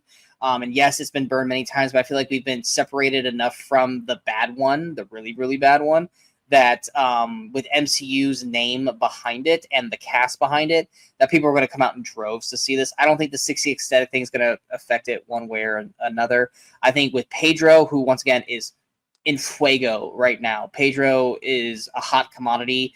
Joseph Quinn's on the rise. And then once again, bringing the MCU and knowing that this is going to kind of be the launch pad for Avengers Doomsday. And also with the thought process that people are going to see Robert Downey Jr., even if it's a post-credit scene, pop up as Dr. Doom. That's also going to be a rush to get people in to come see this. And I think it's going to take the number 4 spot. And like you said, the number 3 is the top 3 is the top 3. It's just what order we have it in. Yeah, I have struggled. I've changed this. I while you were talking over the last movie, I've changed it again. I can't decide where I want my top 3. My number 1 is locked. It's my 2 and 3 are. Yeah. I decided at 3. I put How to Train Your Dragon live action. Well, here let's talk about our top 3, because there's How to Train Your Dragon, Jurassic World, and Lilo and Stitch. I assume is what you have as well, right? Those are my 3. Yeah. Yes. Okay. Was that your order? Was that your order? For the moment, yeah. No, because I kind of talk about these three together. So you have Lilo at 1, Jurassic World at 2, yes, and How to Train Your Dragon at 3, right? Yes. Okay, I've got Jurassic at 1, Dragon at 2, Lilo at 3. See, I had Jurassic at 1 until about 10 minutes ago. And it's just because I just the more I think about it, like these movies have made money, even whether you thought they were good or bad. The Jurassic World movies have made a ton of money, but definitely that last one did kind of feel like it was starting to lose its popularity. It didn't make as much as the previous ones. Worldwide, it did. I know we're just talking about domestic. Worldwide, it did, yeah. Where each movie has made more than the last, except for Jurassic World. I feel like because that was the end of another trilogy, and this is kind of the next kind of starting a new chapter. I feel like there might be more people like, I don't need to continue on. I'll tap out after that last group. Or maybe they'll just go see this thing once instead of going back for repeat viewings. That's the other thing, is this is the first one to kind of really come out in this kind of post-pandemic world where it's like these things come out to streaming so fast. I don't know if it'll have time to make money, or more people will wait to go see it. So I think it'll make a ton of money. I wasn't sure if I could put it at number 1. Like I said, I had it at number 1, but then I thought about Lilo and Stitch, and I think that is going to be the movie for children for the summer. And whatever movie that families and children latch onto just makes fucking shitloads of money. And I think that's going to be Lilo and Stitch this year. And How to Train Your Dragon, I had number 3 because I think it'll be successful. I think it's a story people love. I think it'll be a great family film as well for people to go see. So that's why I think it's going to be top 3. But I just don't think it'll be the other 2. I think Jurassic as a franchise is always a moneymaker. I think it's starting over, but starting over as a new trilogy, I think is what's going to help it. I think having, Bryce Dallas Howard, Chris Pratt, and even the OGs no longer attached to it, and it's starting anew with a whole new cast, I think it's what's going to help it. It also being 100 minutes instead of 2.5 hours is going to help it because more showings are going to be shown as well. It's going to make its money, and I think because, once again, dinosaurs sell, they always will sell. If it's just okay, it'll make good money. If it is actually good, because Dominion and Fallen Kingdom, to me, both sucked, and they both made over $1.6 billion worldwide. This is going to make over $1 billion. The other two, I think, are going to get close to $1 billion, but not quite. Because I don't know, I'm talking about worldwide for that mindset. And because Lilo and Stitch is going to be Disney Plus, that's why I think Lilo and Stitch is not going to be number one or number two. I think that, yes, it's going to have droves and droves of kids and parents going to take them to see it. But the reason why it is 3 compared to 2 is because How to Train Your Dragon is going to have the adults as well. They're going to want to see dragons because Game of Thrones. They're going to want to see Gerard Butler as these characters. And it is more open. You have the kids, you have teenagers, you have the parents who are going to want to see How to Train Your Dragon more. If we didn't learn one thing from The Lion King, I don't know what we will learn. Lilo and Stitch is fun, but it also still is very kiddie. And I think you're going to have more people going to go, hey, yeah, it comes, but give it like 3 months. It'll be on Disney Plus. And we could try to get away with that. Whereas with How to Train Your Dragon, I feel like people are going to come out in droves to see that, especially because we know it's going to be good. It's just how different is it going to be from the original? Like you said, there's going to be some similarities that are different, which is also going to have people come out and see it more. If it was a shot-for-shot remake, then I maybe would probably switch it. But Lilo and Stitch also looks like shot-for-shot almost remake as well, which is why Jurassic World, I have taken the number 1 spot because it is going to be something new. It is going to be something different. Yes, it's dinosaurs, but there obviously is a new element to it that I think that's going to push people over because everyone's going to, even kids, everyone's going to want to see dinosaurs. And not everyone's going to want to see Lilo and Stitch. You and I both said, we'll catch it at some point, but we're not going to probably go out of our way to see it. We both will go see How to Train Your Dragon. And I think that's why it's going to take the step above Lilo and Stitch. So I think you mentioned the streaming. I think that's one thing that I think that helps Lilo and Stitch actually, because Disney has some of the longest windows before they bring stuff out to home video and streaming of any studio. They wait the longest, which is why Mufasa was able to make more money eventually because it stayed out longer and kept bringing it bank because they waited way longer than everybody else does to bring stuff to streaming. Whereas Universal, they have some of the shortest windows of all the studios. Now, they're not. This isn't going to be one of their ones that comes out and streaming in 2 weeks. Like I think, like Drop just and streaming this week, and it came out 2 weeks ago. It's not going to be one of those, but I think it will hit a lot faster than Lilo and Stitch does, which allows it to make more money. But they're both, like we said, they're both going to be top 3 easily. So we could be literally talking between these 3 films, less than 100 million difference between them. Like we could be literally talking about mere millions between these 3. I feel like it's these 3, and then like 4 through 6 are like here, and then everyone else is just down below. It's also I think that's the race between these 3. I think we're both right. I think these 3 are locks for the top 3 spots. It's just a matter of what's where, and I think that the deciding factor will be the quality of the film. And yeah, so we'll have to wait and see them. Yeah, those 3 locks. Then you have the 3 superhero films, and then you got the next grouping, and it's whether or not F1, potentially Ballerina, and Mission Impossible can be that awesome of an action experience that they will leapfrog the superhero films. I don't see Mission Impossible, Ballerina, or F1 leapfrogging the top 3, but I can see them leapfrogging the superhero films. I could see like F1 hitting number 4 because that's totally like Top Gun Maverick. I think it's also like that dad movie that the people who's actually I think it was Dan Merle again who said in his video that it's that movie that your dad or grandfather who sees like 2 movies a year. That's the one he'll go see. So I think they also said that about Horizon, and we all know how that turned out. True. So anyway, those are our the film counts. So yeah, so those are our top 10 predictions. We'll check back in September to see how I'm sure we'll talk about it mid-year. Like, yeah, man, I'll get my ass kicked, or I'm doing great. But we'll go through the full breakdown of it in September when we do our fall preview, our fall to end of year movie preview. But what are your guys' thoughts? What summer movies are you guys excited for? Let us know in the comments below. I'm pretty sure we didn't leave anything out because I'm pretty sure we covered everything. Unless especially late summer and especially on streaming, who knows what'll pop up and surprise us? But yeah. Yeah, exactly. But as of right now, I'm pretty sure we covered everything. Yeah. What do you guys think are going to be the box office winners this year? Do you think it's going to be the same ones, which I think pretty much everyone has? Like I said, that top 8, I feel like is going to be that top 8. It's 9, 10, and under surprises like Naked Gun or everything like that. That's where that thing's going to go. But let us know what you guys' thoughts. And if you guys enjoyed this episode, hit that like, share, and subscribe button to the channel so you guys stay up to date with all the latest videos pop up on the Movie Crusaders. And of course, we can follow us on all the social media outlets you see below. Out right now is the season finale of Decades of Action. If you guys have been watching it, we went through 5 weeks and 5 decades of action films, talking about each decade per episode, letting us know what our favorite action films were, overrated, underrated. We'll be coming back later in the year with our newest one. We haven't decided which one we're going to do yet, but don't worry. We have at least like 5 new versions of this thing that we're going to do. Obviously, this weekend, we will have our review for Thunderbolts. I'm assuming Brian's going to join me for this, but I also thought he was going to join me for Sinners, and he didn't want to. So I will definitely at least be here for Thunderbolts. Hopefully, Brian will be with me for that.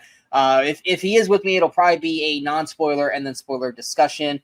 So that'll be out here this weekend. And then, of course, we'll have more reviews for the summer because more movies, big movies that we want to talk about. I know we haven't been doing a lot of review stuff for the first part of the year just because there hasn't been really many movies worth, like, we need to talk about this kind of thing.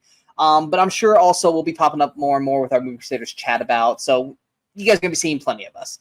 But here kicks off the summer movie season. I'm excited to see where this thing goes. Brian, anything else before we end this? No, that pretty much covers it. So yeah, look forward to watching your review of Clown and Cornfield. So. Yeah, fuck no. This is not Terrifier where you're going to force me to sit down and watch that crap. It's not happening. Well, maybe we'll wait and do like a live stream of you watching it when it hits streaming. No, not happening. But anyway, I'm Sean Wascrew. That is Brian Michaels. We are the Movie Crusaders. And until next time, in case we don't see you, go watch some movies, go have some fun, and enjoy the summer.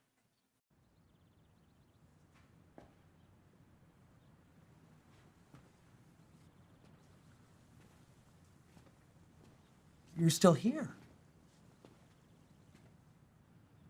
It's over. Go home.